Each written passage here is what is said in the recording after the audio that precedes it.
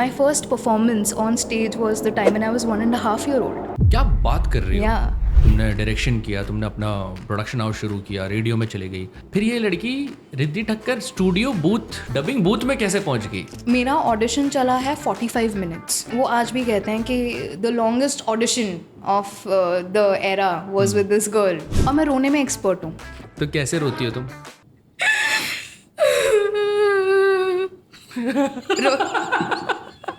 कि एक कैरेक्टर है जिसमें मेरे को थोड़ी सी वॉइस मॉड्यूलेट करनी पड़ रही है, उसको मैं सस्टेन कैसे करूं ज़्यादा देर तक? फर्स्ट ऑफ ऑल, ऐसी कोई आवाज़ आप खुद उस कैरेक्टर के लिए ना चुनें जो आपका गला. कुछ दिनों पहले एक बच्चे ने मेरे को कहा कि सर मैं ना डबिंग डायरेक्टर बनना चाहता हूँ.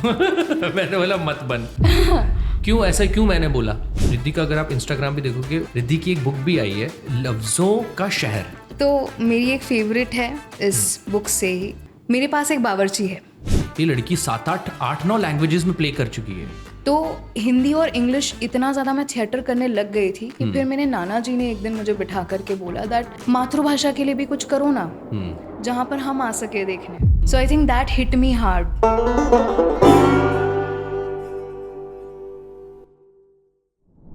हेलो दोस्तों, विचार एंड वाइब्स के एक और अमेजिंग से एपिसोड में आपका स्वागत है.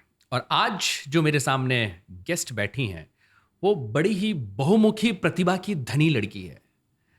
ये एक्टर है, वॉइस एक्टर है, राइटर है, डायरेक्टर है, शायरी करती हैं, ये शायरा हैं, और इसलिए इनको प्यार से सब लोग रूहानी शायरा कहते हैं. अभी तक आपको पता चल ही गया होगा, थंबनेल से ही पता चल गया होगा. मेरे साथ बैठी है Riddhi Thakkar. Hello, welcome to Vichar and vibes Riddhi. Thank you.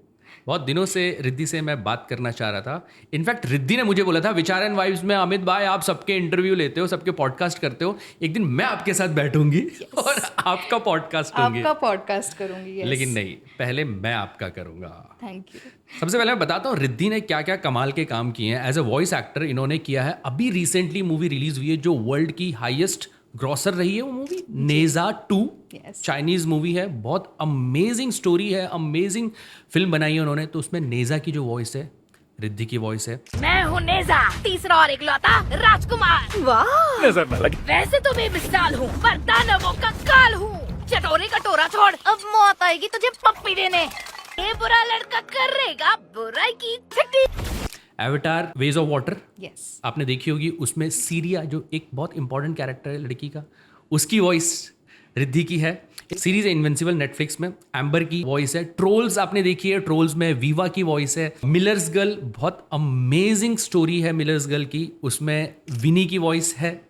सिर्फ इतना ही नहीं, आगे और सुनिए, डायरेक्टर भी हैं. डबिंग डायरेक्शन के इनके प्रोजेक्ट्स मैं बताता हूँ आपको. नेटफ्लिक्स का बाकी हैंडमा, Yes, बाकी हैंडमा देखा नहीं है तो जाके देखना. रिद्धि ने उसको डायरेक्ट किया. जोकर, दमन भाई का आपने पॉडकास्ट देखा था, दमन भाई को जोकर का कैरेक्टर करवाने वाली रिद्धि है, देखना जाके फिर से. माइस्ट्रो का डबिंग डायरेक्शन उन्होंने किया है. वॉक्स मकेना का डबिंग डायरेक्शन किया है. इनविंसिबल का भी डबिंग डायरेक्शन रिद्धि ने ही किया है. तो इतनी टैलेंटेड लड़की के साथ हम आज बैठे हैं. तो भैया रिद्धि ये बताओ कि इतना टैलेंट तुम्हारे अंदर आया कैसे, पैदा हुई थी इसके साथ, इतने टैलेंट के साथ? कह सकते हैं, because talent, artistry runs in the family. अच्छा, विरासत में मिली हुई चीज है. है. घर में पहले कौन कौन? So my father is an amazing artist. मेरे अच्छा. पापा अपने बचपन से लेकर till the time he got married तब तक उन्होंने कई सारे ऑर्केस्ट्रास किए.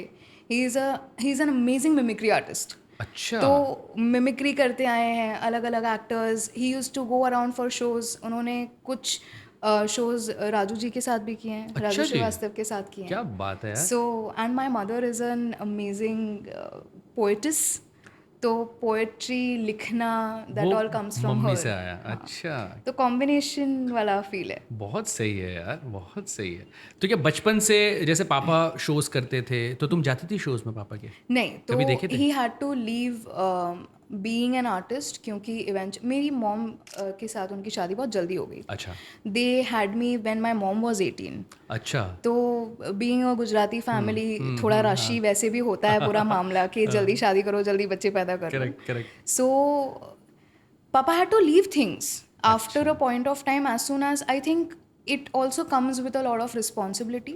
अच्छा हाँ, तुमने सॉरी मेंशन किया था कि शादी तक उन्होंने ये सब चीज़ें की हैं. शादी के बाद से उन्होंने फैमिली पे ध्यान दिया और ये फिर सब फैमिली चीज़ें. पर ध्यान दिया. और माय दादा's family everybody is into grocery. अच्छा. तो उनका प्रोफेशन ग्रोसरी में. अच्छा. और मेरे पापा क्योंकि हमेशा से थोड़े से अलग से हटके से, so he ended up wanting to be in the garment industry. अच्छा. तो अब I think almost it's been 35 years that he is in the garment and textiles. Okay. Okay. तो and my parents had a boutique together. So my mom technically is a fashion designer, now a financial portfolio designer. तो designing उन्होंने नहीं छोड़ी, बस पेशा पूरा बदल दिया उन्होंने. So because of them it all comes from them. तो रिद्धि, पापा बिजनेस फैमिली से थे, लेकिन वो अपने यंग एज में, मतलब बिफोर मैरिज, वो परफॉर्म करते थे. शादी हुई, फिर उन्होंने अपना बिजनेस शुरू किया वाइफ के साथ, मम्मी के साथ. बट जब तुम हुई उसके बाद बचपन में वो सपोर्टिव थे, वो क्या करते थे? क्योंकि तुमने मेरे को बताया कि तुम बचपन से एक्टिव थी, है ना, थिएटर्स वगैरह में. वो क्या करते थे कि तुम्हारे अंदर जो बीज था वो एक पौधा बना और अभी इतना बड़ा पेड़ बन गया एक्टिंग या परफॉर्मेंस में? तो बिकॉज मॉम की शादी बहुत जल्दी हो गई थी. She got married eight 16 and a half. अच्छा. 18 में मैं पैदा हो गई थी. करेक्ट. तो for a female it always tends to be more emotional, more supportive on that note. My mother, she comes from a vernac medium schooling, क्योंकि mom Vadodara से आती हैं. वडोदरा के पास एक गाँव है जहाँ पर उसका नाम है छोटा उदयपुर. अच्छा. तो छोटा उदयपुर से वो बॉम्बे आई थी क्योंकि वहाँ पर हिंदू मुस्लिम कम्युनिटी की कुछ चीज़ें हो गई थी, because of which the family had to shift, they had to come back to Bombay. अच्छा. और मेरे पापा यहीं पर पले बड़े हैं. अच्छा, पापा तो मुंबई के हैं. हाँ, और ये वन साइडेड लव वाली स्टोरी भी है. My father fell in love with my mother, then my दादी came around for a year to convince my नानी कि आपकी बेटी दे दीजिए, आपकी बेटी दे दीजिए. सो that's how they got married. So for my mother, she was excellent in studies. उनकी मैथमेटिक्स, मुझे अभी भी मैथ्स पल्ले नहीं पड़ती, but she is amazing with it.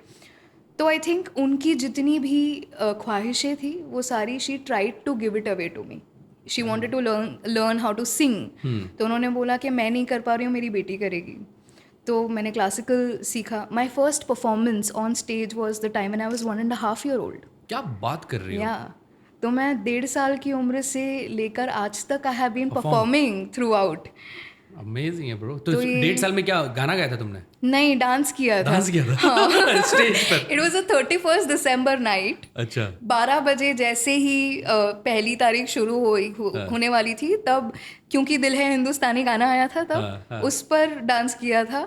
और उनका ना, उन्होंने पूरा एक सेटअप बनाया था जहाँ पर दूल्हा दुल्हन है और पीछे बारात निकल रही है और फिर भी दिल है हिंदुस्तानी चल रहा है. सो आई वाज द दुल्हन. अच्छा. तो very small cute. That was my first performance. And my parents have completely surrendered their artistry into me. इसी के लिए मैं बोलती हूँ कि विरासत से मिली है ये. सीखने जाने की इतनी ज़्यादा ज़रूरत नहीं पड़ी क्योंकि घर का माहौल ही वैसा रहा है कि सिखा रहे हैं. माई parents have dressed me up beautifully for fancy dress. कोई ऐसा फैंसी ड्रेस नहीं है मेरे स्कूल का जहाँ पर मैं जीती ना हूँ. अच्छा. तो उन्होंने मुझे कोलगेट बनाया है. कोलगेट की ट्यूब. सो लोग तब कोलगेट के डब्बे बनाते थे बच्चों को.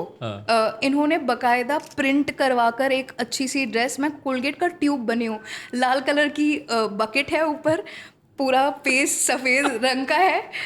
दे have made me statue of liberty. अच्छा. गांधी जी, बाबी doll. So all of this comes from them. It ended up getting into the blood so much so कि जब मॉम ने बोला that now we are done, अब प्रोफेशन और passion दो अलग चीज़ें होनी चाहिए, अब पढ़ाई पर फोकस करो. तो मैं स्कूल बंक करने लगी और फिर मैं थिएटर रिहर्सल्स के लिए जाने लगी. अच्छा, ऐसा भी किया? मतलब स्कूल में ही तुम्हारा थिएटर के प्रति तुम्हारा इंटरेस्ट जग चुका था. तो कहाँ पर थी तुम? मेरी पैदाइश मुलुंड की है, Bombay girl for the time I know. So school में हमेशा extra curricular में I was very active. And I have always been called as a talking tweety. मैं हर किसी से सिर्फ बातें करती रहती थी. तो teachers use to get very irritated of me in terms of academics कि ये लड़की पढ़ाई पर ध्यान नहीं देती है लेकिन मार्क्स अच्छे आते हैं. अच्छा.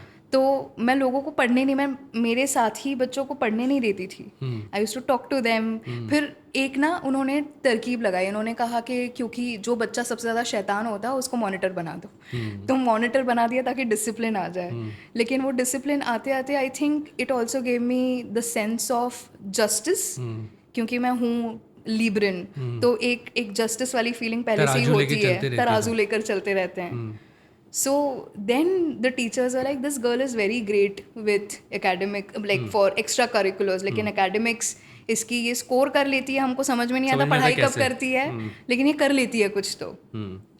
And parents have always supported, they were always on that stream. जब आया फिर डिसीजन लेने की बारी जब आई कि प्रोफेशन पैशन दोनों अलग रखें, तो क्योंकि मॉम फाइनेंशियल पोर्टफोलियो डिज़ाइनर है, she deals with a lot of insurance, mutual funds, wealth creation stuff, तो उनका ये था that once when she is completing her grades, तो मेरी ग्रेजुएशन हुई है बैंकिंग एंड इंश्योरेंस में. अच्छा.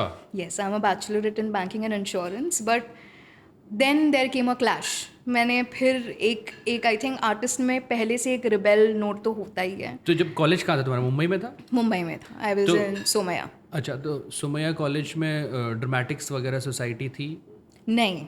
So the interesting part was, क्योंकि मुझे बैंकिंग इंश्योरेंस करने का कोई मन नहीं था, दैट वॉज ओनली बिकॉज माँ ने कहा कि 3 साल, हमने इतने साल तुम्हारे लिए इतना सब कुछ किया, 3 साल can you not go and do whatever we want you to do.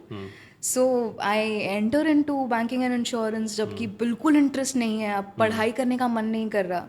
So I think the first week of my college, I go to my principal, and it's a huge college. Okay, Somaya has a lot of different sectors. मेरी थी KJ Arts and Commerce, और हमारी principal Gujarati थी, तो मैंने उनसे जाकर गुजराती में बात की. मैंने बोला, देखिए मैम, मुझे ना पढ़ाई नहीं करनी, मतलब बैंकिंग इंश्योरेंस तो मुझे बिल्कुल नहीं करना, मुझे कतई समझ में नहीं आती मैथमेटिक्स, मुझे नहीं पता ये कैसे होगा. मुझे बस इतना पता है that I am great with को करिकुलर एक्स्ट्रा करिकुलर एक्टिविटीज़. तो जहाँ तक अभी तक मुझे समझ में आया है, 1 हफ्ते में we don't have a dramatics team. तो मैं dramatics team, I want to start it all over again. Give me a little space, give me a small amount of budget, I don't want much, because तब तो क्या ही खर्चे, costumes के खर्चे, lights whites के, उसके अलावा एज सच कुछ नहीं होता था. तो उन्होंने बोला कि मैं तुम्हारी बात क्यों मानूं, why do I give you this opportunity. मैंने बोला, मैं आपको जितने चाहिए उतने अवार्ड्स ला कर दे दूंगी. I will make the college famous, I take it on me, I will work for it day in and day out. और मैं लिटरली कॉलेज में 13-14 घंटे से रिहर्सल्स कर रही थी. क्या बात है यार. तो ये तुमने शुरू किया सोमैया में ड्रामेटिक्स? मुझसे पहले जिन्होंने किया था, that was the last they did something was in the year 2003-2004. And उसके बाद you में entered the college which year? I think around 2014-15 के आसपास. 10 साल तक उनका इनएक्टिव था. ड्रामेटिक्स टीम थी ही नहीं हमारे कॉलेज के पास. फिर तुमने शुरू कर दिया? हाँ, फिर मैंने फुल फ्लेजेड शुरू कर दिया. मतलब प्रिंसिपल कन्विंस हो गई? प्रिंसिपल कन्विंस एक पॉइंट पर हुई जहाँ पर उन्होंने बोला, why do I consider all of this. तो मैंने उनको कहा कि अवार्ड मैं लेकर दूंगी. उन्होंने बोला, तो फिर पढ़ाई कैसे करोगी. मैंने बोला, मैं प्रैक्टिकल्स देने जाऊंगी, मेरी अटेंडेंस आप मैनेज कर लीजिएगा. और देखिए, आपको अटेंडेंस मैनेज करनी पड़ेगी, बिकॉज अगर आप मेरे पेरेंट्स को बुलाएंगे तो मैं बाहर से किसी रिक्शा वाले को लेकर आऊंगी मेरा बाप बनाकर, और वो आपको पसंद नहीं आएगा. सो वहाँ पर I think she gave it tough to me, because she understood that I was honest enough to let her know that listen, my parents are busy, they can not make it to the college. They have just left me by saying that you will have to do this. और मैं नहीं चाहती थी कि कौन, तो मेरे junior college में 11th in the first week itself my parents were called in the principal's office, क्योंकि मैंने एक लड़के को मारा था और मैंने चमाट बजाई है, मतलब क्योंकि वो छेड़ रहा था. I had a logical reason to it. तो सारे, how can you hit a person this that, तो वो बहुत बवाल हो गया था ना. I was like, somebody is doing extremely wrong to me. तो मेरी प्रिंसिपल ने पहले ही वीक में मेरे पेरेंट्स को बुला लिया था. तो मैं डर रही थी उससे कि कहीं अभी नोटेबिलिटी ना हो जाए कि पहले जूनियर कॉलेज के पहले हफ्ते में बुला लिया, अब यहाँ की प्रिंसिपल बुला रही है, this girl is not at all interested in whatever she is doing. तो वो पेरेंट्स को भी थोड़ा सा, you always have to keep them a little कि हाँ भाई, ट्रस्ट रखिए, हम कर रहे हैं, अच्छा कर रहे हैं. खैर, लेकिन 3 साल जो मेरे पूरे हुए कॉलेज के. तो अच्छा, इस दौरान जब तुम कॉलेज में परफॉर्म कर रही थी, तुमने ड्रामेटिक सोसाइटी बनाई है ना, तुमने उसको लीड किया, परफॉर्मेंसेस दी, अवार्ड्स जीते तुमने, तो पेरेंट्स को पता तो चला हाँ हाँ, मतलब उनको था कि चल पढ़ाई भी कर रही है, हाँ, और ये ड्रामा भी करेंगे, पढ़ाई तो कर रही है. मतलब I had given them a commitment कि देखिए, मैं किसी भी एग्ज़ाम में केटी नहीं लाऊंगी कि दोबारा एग्ज़ाम देनी पड़े, ऐसा कुछ हो। आई मेक श्योर कि मेरी सारी एग्ज़ाम्स मैं क्लियर करूँ, मैं 3 साल अच्छे से निकालूंगी, मैं कहीं पे भी फेल नहीं होंगी। लेकिन क्लियर मामला ये है कि I am not interested in to this, I am doing it because you wanted me to do it. ठीक है। But I am interested in to theatre, I want to perceive theatre forever in my life and I want to do this. मेरी calling है ये। बहुत बढ़िया है। जब तक आप मुझे रोकोगे तब तक मैं वो नहीं कर पाऊंगी, तो पेरेंट्स देन वो भी फिर समझने लगे। बहुत अच्छी बात, सपोर्ट, बहुत अच्छी सीखने वाली बात ये है दोस्तों इसमें कि रिद्धि ने अपने पेरेंट्स की रिस्पेक्ट भी रखी कि वो चाहते थे कि रिद्धि पढ़ाई करे, जो सब्जेक्ट वो चाहते थे रिद्धि ने वो भी किया, बट अपना पैशन, जो अपने ड्रीम्स थे, अपनी चाहत थी, उसको नहीं छोड़ा। बहुत बार अभी ऐसा होता है, हम बहुत रेबेलियस हो जाते हैं कि मेरे को नहीं करना, आप जो भी बोलो मैं तो अपना ही करूँगा। नहीं, रिद्धि से सीखने वाली बात ये है यहाँ पर कि पेरेंट्स ने जो बोला ठीक है, आप जो बोल रहे हो मैं करूँगी, लेकिन मैं जो करना चाहती हूँ, प्रिंसिपल को भी कन्विंस कराया, पेरेंट्स भी अपने आप कन्विंस हुए क्योंकि वो टैलेंटेड थी इतनी और उसने अवार्ड्स जीते वगैरह। फिर वो तो सब लोग मानना ही पड़ता है भाई, झुकना ही पड़ता है। बट उस आप में इतना दम होना चाहिए, इतनी हिम्मत, इतना मत्ता होना चाहिए कि भाई तुम जो बोल रहे हो मैं वो करूँगी, लेकिन मैं जो बोल रही हूँ मैं वो भी करूँगी। तो एक काफ़ी सीखने वाली बात है रिद्धि आपसे, अमेजिंग है, बहुत बढ़िया। फिर कॉलेज हो गया। हाँ, तो कॉलेज के तीसरे साल में there was this mega event जो कॉलेज को ऑफर किया गया था, दैट हम यूनाइटेड वर्ल्ड यूथ लेकर आना चाहते हैं। अच्छा। तो हर कंट्री से एक इंसान आया हुआ था, बॉम्बे से, इंडिया से मैं थी, मेरे साथ में मेरा एक सीनियर था who was supposed to take care of things. So Mumbai में हुआ था? ये मुंबई में ही हुआ था। अच्छा। क्योंकि Bombay being the centre entertainment for everything, तो ये सारे लोग आए थे together to form a world's united youth group. तो ये फिर ये 4-5 दिन का एक इवेंट था और आखिरी दिन पर होता है एक परफॉर्मेंस वहाँ, जहाँ पर कॉलेज के या जिन लोगों ने रेकमेंड किया है वो सारे लोग आते हैं and they enjoy that festival. It's a festive. Correct. तो my principal was there with the students लियासिन, तो वो दोनों वहाँ पर थे, मेरी मॉम थी। तो मेरी मॉम को पहली बार उन्होंने पूरा सोमया कैंपस घुमाया है मेरी प्रिंसिपल ने, सेइंग कि देखिए आपकी बेटी हीरा तो है, परेशान करती है, हम समझते हैं, लेकिन हीरा है। तो my mother said I have never been to college, मुझे कॉलेज आने की ज़रूरत नहीं पड़ी। तो बोला, माई प्रिंसिपल सेड आपको आने की ज़रूरत तो बहुत थी लेकिन आपकी बेटी ने बचा रखा, मैनेज कर लिया था। तो मेरी प्रिंसिपल ने मेरी मॉम को पूरे कॉलेज की टूर दी है। क्या बात है। So it is a pride to consider कि इट्स अ मोमेंट जहाँ पर एक जगह पर जहाँ पर प्रिंसिपल के साथ वो टिप्स होती रहती थी क्योंकि एकेडमिक्स पर भी ध्यान देना है, तो वो कान पकड़ने भी आ जाती थी कि क्यों नहीं दी ये एग्ज़ाम, तो उसके रीजंस होते थे। फिर budgets are always the concern. I think I have dealt with budget issues in my life forever कि थिएटर के लिए बजट कहाँ से लेकर आओगे, कितना मैनेज करोगे, कितने कम से कम में चीज़ें आप लेकर आ सकते हो, आपका प्रोडक्शन सेंस क्या है। I think college gave me that idea of having a production knowledge which was most important. और अब क्योंकि मैं सिर्फ एक्टिंग नहीं कर रही थी, I had gotten into direction by that time, so it's a very different process. It gives you a very counter spot experience. Correct. ये बहुत अच्छी बात बोली कि जो आजकल बच्चे हैं जो भी देख रहे हैं, ये हमारे यंगस्टर्स काफ़ी देखते हैं विचार एंड वाइब्स के पॉडकास्ट को, आप लोगों को जैसे अच्छे जो एक्सपीरियंस से आ रहे हैं। तो यहाँ पर रिद्धि के एक्सपीरियंस से एक चीज़ मेरे को लग रही है जो मैं हमेशा बोलता हूँ, स्कूलिंग की आपने, ग्रेजुएशन करना और रेगुलर ग्रेजुएशन करो और वहाँ एक ऐसे कॉलेज में एडमिशन लो, क्योंकि बहुत सारे बच्चे जो हैं वो परफॉर्मर हैं जो हमको देख रहे हैं और वो परफॉर्मेंस में अपना करियर भी बनाना चाहते हैं। तो जो रिद्धि ने बहुत अच्छी बात बोली है यहाँ पर कि आप कॉलेज में जाके अपनी परफॉर्मेंस को एक्सप्लोर कर सकते हो और ऐसे कॉलेज को चुनिए, ऐसा कोई कोर्स चुनिए जहाँ पर आप कोर्स भी कर सकते हैं, पढ़ाई भी कर सकते हैं और अपना जो परफॉर्मिंग का जो कीड़ा है, परफॉर्मेंस करने का जो कीड़ा है, वहाँ निकालिए। घर बैठे बैठे कुछ नहीं होता है, किसी को देखने से कुछ नहीं होता है। कॉलेज एक बहुत अच्छी जगह है, वो 3 साल या 4 साल आपके जो जैसा भी कॉलेज है अपनी क्रिएटिविटी एक्सप्लोर करने के लिए। और जैसे रिद्धि ने अभी कहा कि तब तक मैं डायरेक्शन भी करने लगी थी, बहुत सारी चीज़ें समझ में आ जाती हैं किस कॉलेज में हमको बहुत छोटे, मैं भी कॉलेज में बहुत एक्सप्लोर किया मैंने, पूरे दिल्ली यूनिवर्सिटी में हर कॉलेज में परफॉर्म किया हम लोगों ने, नुक्कड़ नाटक करते थे, छोटे छोटे स्किट्स करते थे। करेक्ट। तो वो कॉलेज आपको बहुत चीज़ें सिखाता है यार। तो अभी जितने भी बच्चे हैं जो 11th-12th के हैं या जो कॉलेज में भी हैं, तो ये एक्सप्लोर करना बहुत ज़रूरी है आपके लिए। वो आपका एक ऐसा बेस बनाता है जो जीवन भर आपके साथ रहेगा। ठीक है, ये ध्यान रखना। इस पॉडकास्ट से ये बहुत अच्छा टेक अवे है आपके लिए। हाँ रिद्धि, फिर कॉलेज हो गया। फिर कॉलेज हो गया। हाँ फिर कॉलेज में तो एक्टिंग कर रही थी तुम, डायरेक्शन कर रही थी, फिर तुम थिएटर भी तुमने किया, बाहर प्रोफेशनल थिएटर किया, करेक्ट? यस।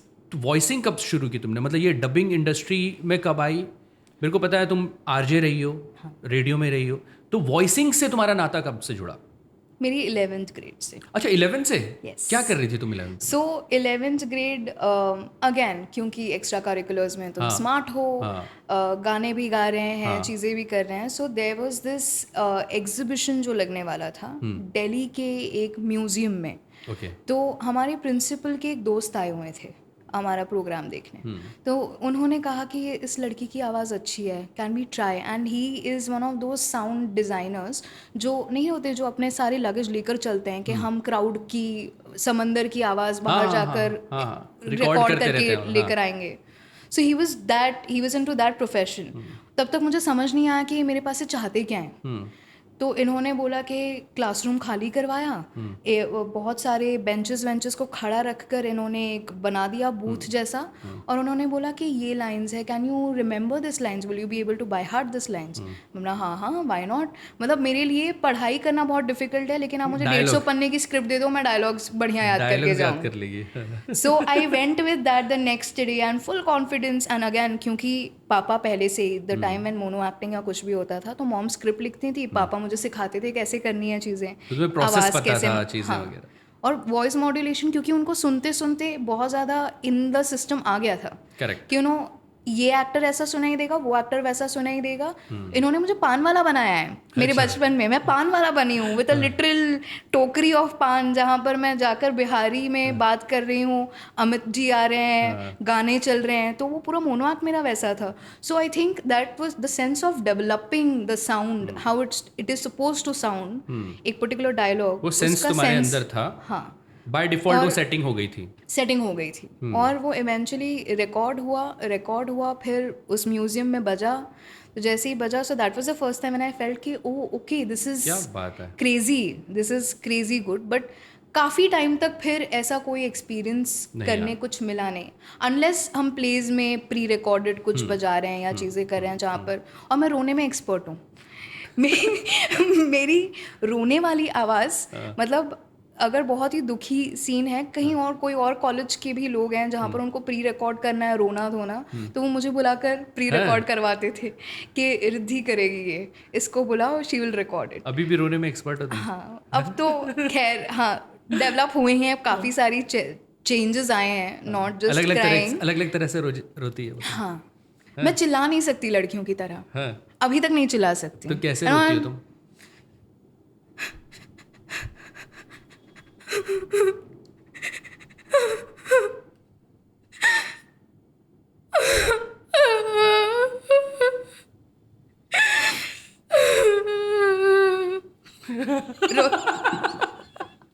अच्छा, ये लड़की कब रोई है? जैसे इसका बॉयफ्रेंड इसको छोड़ के चला गया।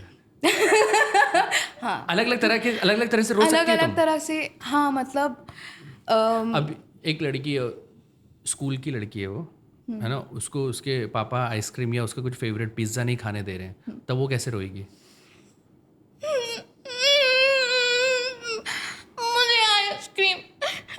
मुझे आइसक्रीम खानी है पापा प्लीज।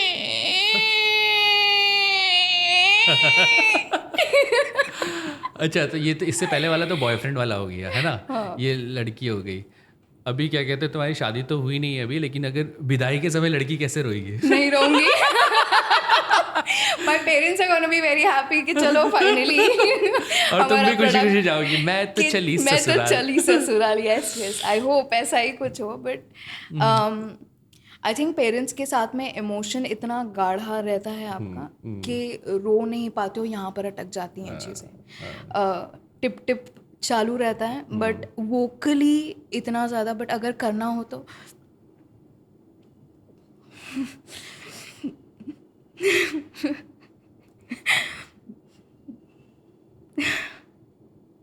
Nice nice. देखो 3 तरह से रोना दिखाया है रिद्धि ने, और वॉइस तो अच्छी थी, तुम्हारे एक्सप्रेशन भी बहुत अच्छे थे because you are an actor. अब एक्टिंग की बात की है, तुमने कॉलेज में एक्सप्लोर किया पूरा। वॉइसिंग का तुम्हारा थोड़ा सा राब्ता तब हो गया था 11वीं कक्षा में, 11th में, करेक्ट? तुमने प्लेज बहुत अच्छे अच्छे प्लेज किए हैं, है ना? गुजराती में किए हैं, हिंदी में किए हैं, इंग्लिश में किए हैं, तुमने कितनी भाषा में प्लेज किए हैं भाई?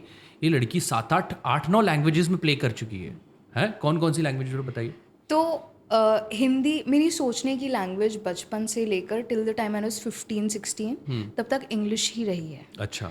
तो क्योंकि मैं सोचती इंग्लिश में थी तो मैं लिखती इंग्लिश में थी, और लिख कर जाती थी, डायरेक्टर्स को पिच करती थी कि ये मैंने लिखा है, this is the play, this is the concept, would you like to work on this. तो इवेंचुअली फिर उसके एडॉप्शन हुए, फिर हिंदी में होने शुरू हुए। तो हिंदी और इंग्लिश इतना ज़्यादा मैं थिएटर करने लग गई थी कि फिर मेरे नाना जी ने एक दिन मुझे बिठा करके बोला दैट मातृभाषा के लिए भी कुछ करो ना, जहाँ पर हम आ सके देखने। So I think that hit me hard कि हाँ, नाना नानी नहीं आ पा रहे हैं प्ले देखने, कि उनको नहीं समझ में आ पा रहा कि मैं क्या कर रही हूँ। उनके लिए प्रोफेशन इतना ज़्यादा सीरियसली, मेरे लिए तो तब से ही वो प्रोफेशन बन गया था। I knew that I want to end up being an artist, लेकिन उनके दिमाग में वैसी चीज़ें नहीं थी। But that thing stayed in my mind. Unfortunately in the same year I lost my grandfather. तो वो एक चीज़ थोड़ा स्कार कर गई कि क्यों नहीं कर रही हूँ मैं गुजराती में। आई रियलाइज क्योंकि मुझे गुजराती पढ़नी लिखनी दोनों नहीं आती थी। और मेरी मॉम ने बहुत कोशिश की कि मैं लिखना सीख जाऊँ, बेसिक अपना नाम लिख सकूँ, पापा का नाम लिख सकूँ, पूरा अपना सरनेम के साथ बाकायदा लिख सकूँ गुजराती में। But that did not work. I think वो जब तक इंटरनली नहीं आ पाता तब तक नहीं वर्कआउट होता। तो उसके बाद से फिर I had it in my head कि नहीं, अब मुझे मातृभाषा के लिए भी कुछ करना है। I want to do Gujarati plays, I want to explore how Gujarati theatre is. क्योंकि बचपन से हम जाते थे प्लेज देखने। कम्युनिटी का एक इवेंट होता है जहाँ पर हर महीने एक प्ले देख रहे हैं, या you know there is some activity that is going on. तो मैंने गुजराती प्लेस देखे थे, और क्योंकि मैं हिंदी और इंग्लिश तब तक कमर्शियल प्लेस कर रही थी, तो Gujarati was not something that I was fond of, but I eventually got into it. तो मनोज शाह नाम के एक डायरेक्टर हैं, जिनकी कंपनी का नाम है ideas unlimited. He had come to my college to judge a mono acting competition. I had won the competition.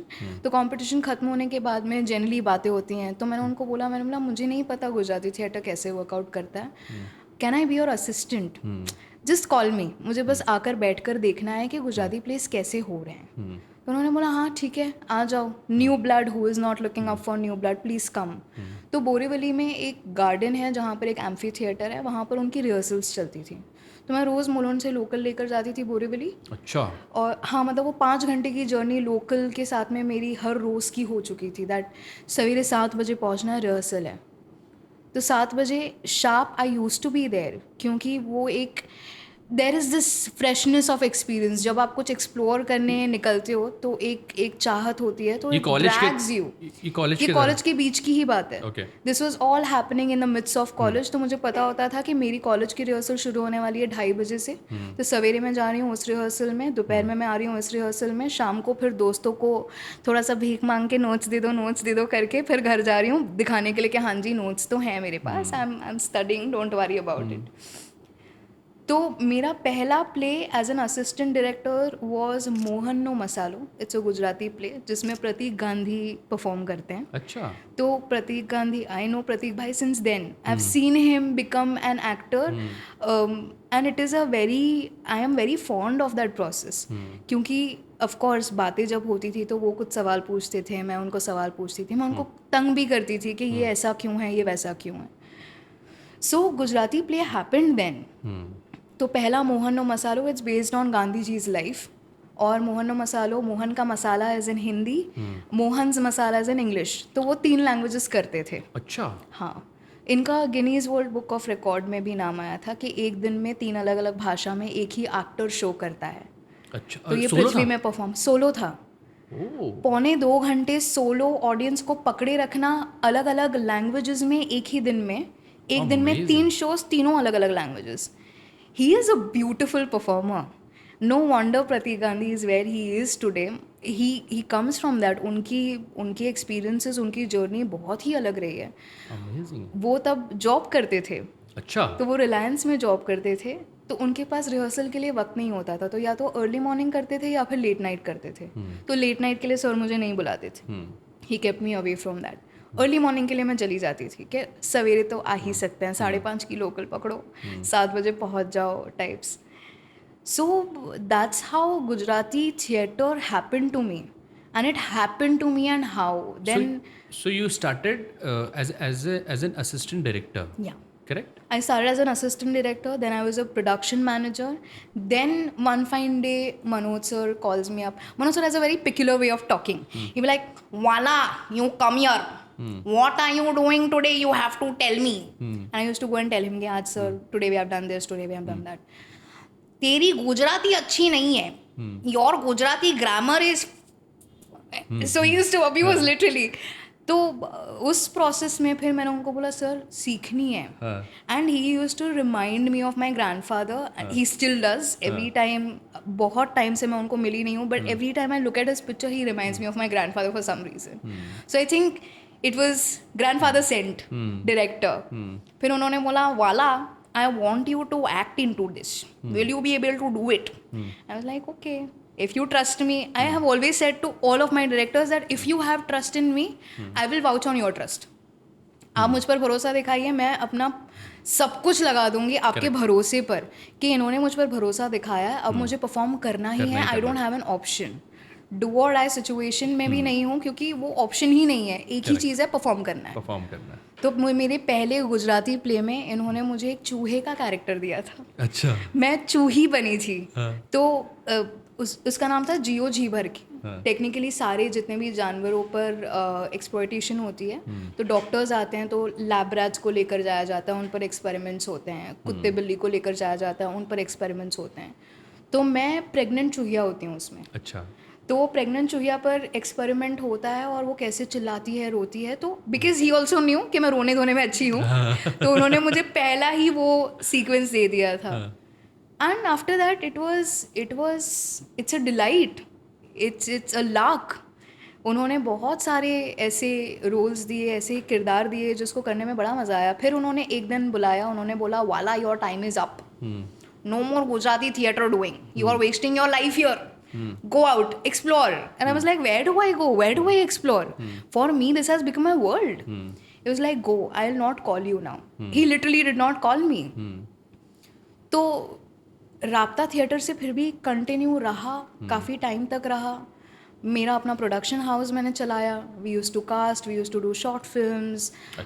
Serial के लिए कास्ट कर रहे थे, पॉडकास्ट कर रहे थे. तो उस टाइम पर ऑलरेडी मैं पॉडकास्ट कर रही थी. This is back in 2015-2016.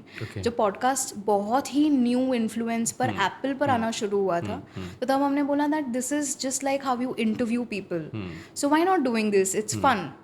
और मुझे इंटरव्यूअर के चेयर पर बहुत मज़ा आने लग गया था. So that happened. तो इवेंचुअली उतने में a friend of mine comes to me and actually did not meet me first. He met my mother first. वो उनके ऑफिस में आया था कोई तो इवेंट करने के लिए. And he had come from radio city school. अच्छा. तो रेडियो सिटी की अपनी स्कूल है जहाँ पर वो आरजेस बनाते हैं, मतलब they teach how to become an RJ. तो मॉम ने वो कॉन्टैक्ट पास ऑन किया कि अब बेटी तो पढ़ाई नहीं कर रही, मेरे बिजनेस में भी नहीं आ रही है, तो let her do something. So she introduce me with this friend of mine. और मैं उसके साथ गई थी. और तब जस्ट 3 महीने हुए थे कि मैंने मेरा प्रोडक्शन हाउस बंद कर दिया था. As an artist you always tend to fall into traps of depression, anxiety. तो मैं उस ट्रैप पे भी चल रही थी कि इतना सारा मॉनेटरी पैसा लगा कर चीज़ें कर कर एक प्रोडक्शन हाउस 2.5 साल के बाद में बंद कर देना पड़ा. सो that was a huge risk also in head. And एक सेंस ऑफ लॉस जब फील हो रहा था, तब रेडियो हुआ है मेरे साथ.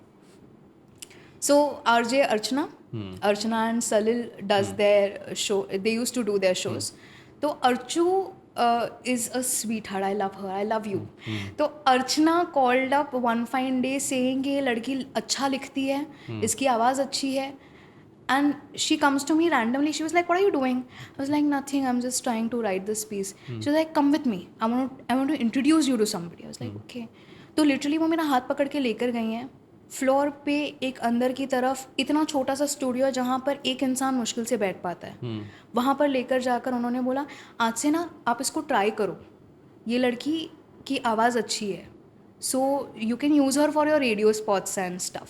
अच्छा, तो उस बंदे ने time you are working with Radio City. Yes. तो अच्छा, I जो started- मम्मी ने इंट्रोड्यूस कराया था हाँ. फ्रेंड से, वो रेडियो सिटी में जॉब करता था. हाँ. तब तुमने जॉब वहाँ शुरू कर दी थी. हाँ. तो जॉब एज ए क्या करती थी तुम? So I started off as an intern. Intern- Then I internship. got into producing the shows and Okay, stuff. okay, ठीक है, When I ठीक है. started as an intern, और वो भी क्योंकि थोड़ा सा पोर्टफोलियो स्ट्रॉन्ग था इन terms of writing, so they had an exception. तब कोई वैकेंसी नहीं थी, कुछ भी नहीं था. तब इंटर्न्स खूब सारे ये लोग हायर करते थे. तो मैंने शुरू एज एन इंटर्न किया, एंड देन अर्चो pulled me up saying that she will do it. तब से मैंने फिर रेडियो स्पॉट शुरू कर दिए. अच्छा. So I again had this thing in my head कि yes, why did I forget that there's something called as voice acting also.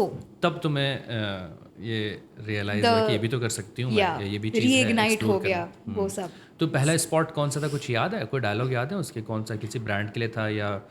That was for Prestige Oil if I'm not अच्छा. wrong. Prestige Oil की एक add थी जहाँ पर बंदा बोलता है, भाभी जी आप तो बड़ा ख्याल रख रही हैं, खाना वाना बहुत बढ़िया बना रही हैं.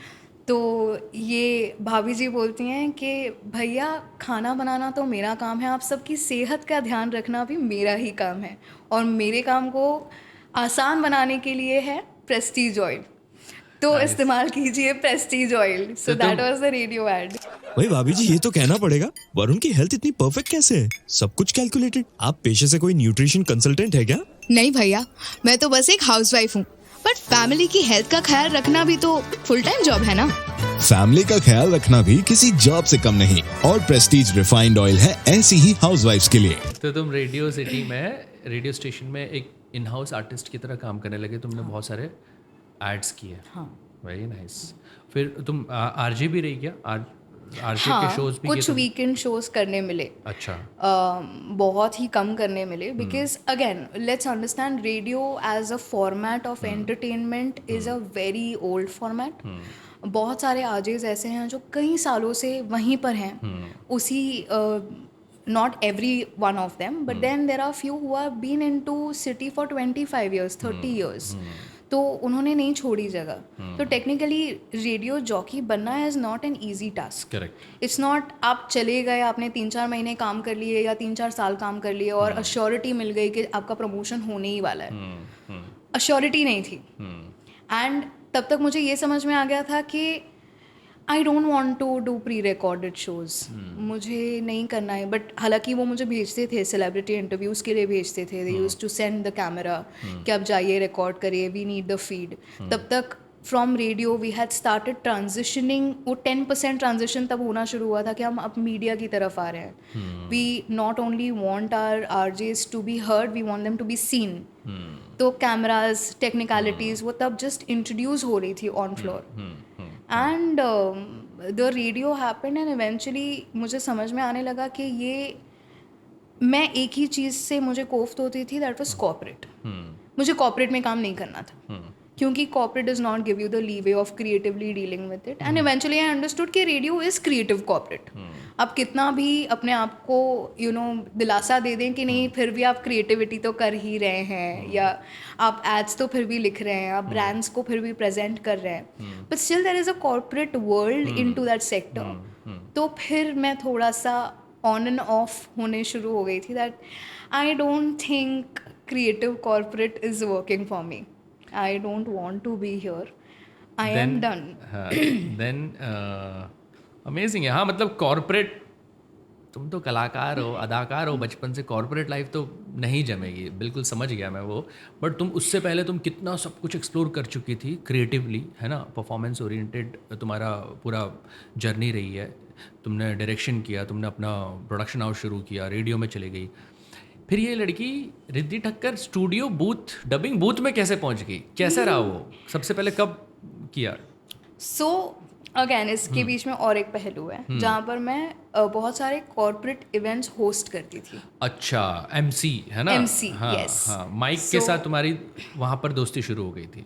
हाँ, मतलब माइक के साथ तो बचपन से ही दोस्ती थी, but then this ended up being into more, क्योंकि कॉर्पोरेट तो मैंने बोला कॉर्पोरेट इतना, तो कॉर्पोरेट और क्रिएटिविटी को अलाइन कैसे करें. मैंने बोला host, let's host corporate shows host करेंगे. तो वहाँ से किसी ने बोला कि you know you have a very good voice, why don't you go and meet so and so person. अच्छा, यहाँ पर एक चीज़ बताता हूँ, कॉर्पोरेट शोज होस्ट करना जिसको नहीं पता है, जो बच्चे लोग सुन रहे हैं, MC करते हैं, इवेंट्स होते हैं, कॉर्पोरेट इवेंट्स होते हैं, एनुअल इवेंट्स होते हैं बड़ी बड़ी कंपनीज़ के, तो वहाँ पर ना एक एजेंसी को हायर किया जाता है जो पूरा क्रिएटिव उसका पूरा इवेंट को क्रिएटिवली डिज़ाइन करता है. तो जो होस्ट होते हैं, कभी अवार्ड फंक्शन होते हैं, जो होस्ट होते हैं वो भी एक अच्छी आवाज़ के आर्टिस्ट को बुलाया जाता है जो लाइव पूरा शो को मैनेज कर सके. जिसको नहीं पता इसलिए मैं बता रहा हूँ. तो उस वही MC होते हैं, या कभी कभी कोई इवेंट होते हैं उसमें आप माइक से, कभी कभी सड़कों में होता है, कभी कभी ऑडिटोरियम में होता है ना? तो वैसा ही कुछ काम की बात हो रही है यहाँ पर, जो रिद्धि बता रही है. उन्होंने वो शुरू कर दिया, कॉर्पोरेट इवेंट्स करने as a host. Yes. Very nice. और फिर वहाँ से किसी ने बताया कि आप इनसे बात करिए. नाउ इनसे बात करिए, मैंने बोला what is this related to. So they said this is voicing, he owns a production house and he has a dubbing studio. इनसे किनसे? This is in Dadar, this is Aditya सोरप. अच्छा. तो आदित्य सोरप से I still remember the date, it was 13th February. I called him up after almost having his number. मेरे पास उनका नंबर 6 महीने से ऊपर हो गया था कि मेरे पास उनका नंबर था. और मैं एक दिन ऐसे ही बोर हो रही थी. आई वाज लाइक वैलेंटाइंस है कल, वैलेंटाइंस कोई डेट वेट है नहीं, क्या करेंगे. आई was like let's call up. So I called him up. I was like hi sir, my name is Riddhi और मुझे ये इंसान ने आपका नंबर दिया था सेइंग दैट आप डबिंग करवाते हैं. तो उन्होंने कहा what are you doing tomorrow. Like nothing, my studio is in Dadar, I am sending you the address, come tomorrow. What time will you come. Like 11:30 12. No, come at 11. Like okay, I come at 11. 7 बजे उठने वाले लोग हैं भाई हम. 7 बजे बोरीवली पहुंच रहे थे, ये तो दादर ही पहुंचना है. So I go to studio. अब मैं जानती नहीं हूँ वो कैसे दिखते हैं. I do not know who he is. मैं जैसे ही स्टूडियो में एंटर करती हूँ, बैठी और सामने कोई तो एक आदमी बैठा हुआ था. मैंने बोला आदित्य जी ने बुलाया है. So he look like this and he was like I am Aditya. So it happens and then he was like, okay, let's audition. Have you done this before? मैंने बोला not much. I don't have so much of exposure in terms of how do you dub. But मैंने पहले voice overs किए हैं. Again, dubbing के भी बहुत सारे streams हैं, right? Lip sync, voice overs, ads, etc. तो मैंने उनको कहा कि मैंने ads की हैं, मैंने voice overs किए हैं, मैंने lip sync dub नहीं किया. मतलब किया भी होगा तो बहुत छोटा मोटा किया, या खुद का ही सीन आपने डब कर दिया कोई शॉर्ट फिल्म में वगैरह. सो मेरा ऑडिशन चला है 45 minutes. अच्छा. उन्होंने, वो आज भी कहते हैं कि the longest audition of the era was with this girl, क्योंकि वो हर अलग अलग आवाज़, वॉइस रेंज एक्सप्लोर कर रहे हैं, समझा रहे हैं, नहीं ये ऐसे नहीं होगा. माइक के सामने क्या होता है, पहली बार में आप कॉन्शियस हो जाते हो, क्योंकि आपको फोल्ड बैक आ रहा होता है, तो आपको ऐसा लगता है कि अरे इससे ज़्यादा ऊपर नहीं जा सकते ना, ये तो नॉर्मल तरीका है बात करने का. तो उन्होंने टेक्निकलिटीज समझाई. फिर इवेंचुअली मैं उनके साथ में असिस्ट करने लग गई. मैं उन्हें असिस्ट करने लग गई for films, for series. He used to do a lot of Cartoon Network and Disney shows back then. अच्छा. तो as a director, as an assistant director, I used to assist him. I used to sit down. हाँ, dubbing direction. Okay. कि देखें कि ये कैसे काम होता है. तो बहुत सारे इंडस्ट्री के आर्टिस्ट मैं उनसे बहुत पहले मिल चुकी थी, लेकिन तब तक मैंने अंधेरी मार्केट टैप नहीं किया था. I did not know that there is an entire market in Andheri. लेकिन being with Aditya helped me with a lot of things which were like how do you cast, what is the sense, what is the gist. तो अब theatre में क्या होता है, theatre is an actor's medium, films are a director's medium. Dubbing किस चीज़ का medium है ये मुझे समझ नहीं पड़ रहा था. मैंने बोला are you suppose to think as an actor's perspective और एज अ डायरेक्टर्स पर्सपेक्टिव.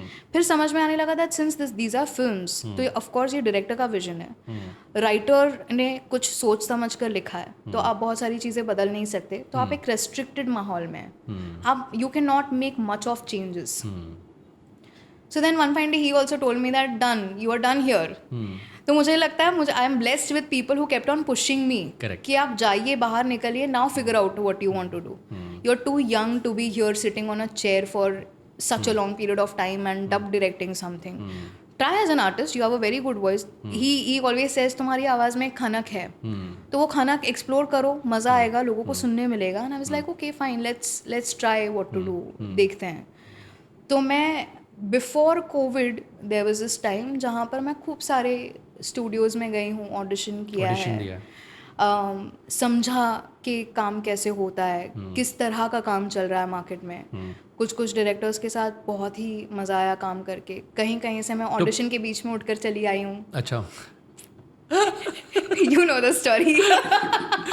तो मैं ये कह रहा हूँ कि शुरुआती ऑडिशन अप्रूव वाला कैरेक्टर कौन सा था तुम्हारा, या कौन सा शो था, याद है? एक डिज्नी की एक सीरीज चल रही थी, उसमें एक बच्ची का कैरेक्टर था. अच्छा, कितने साल की तो बच्ची थी? 6-7 साल की बच्ची है.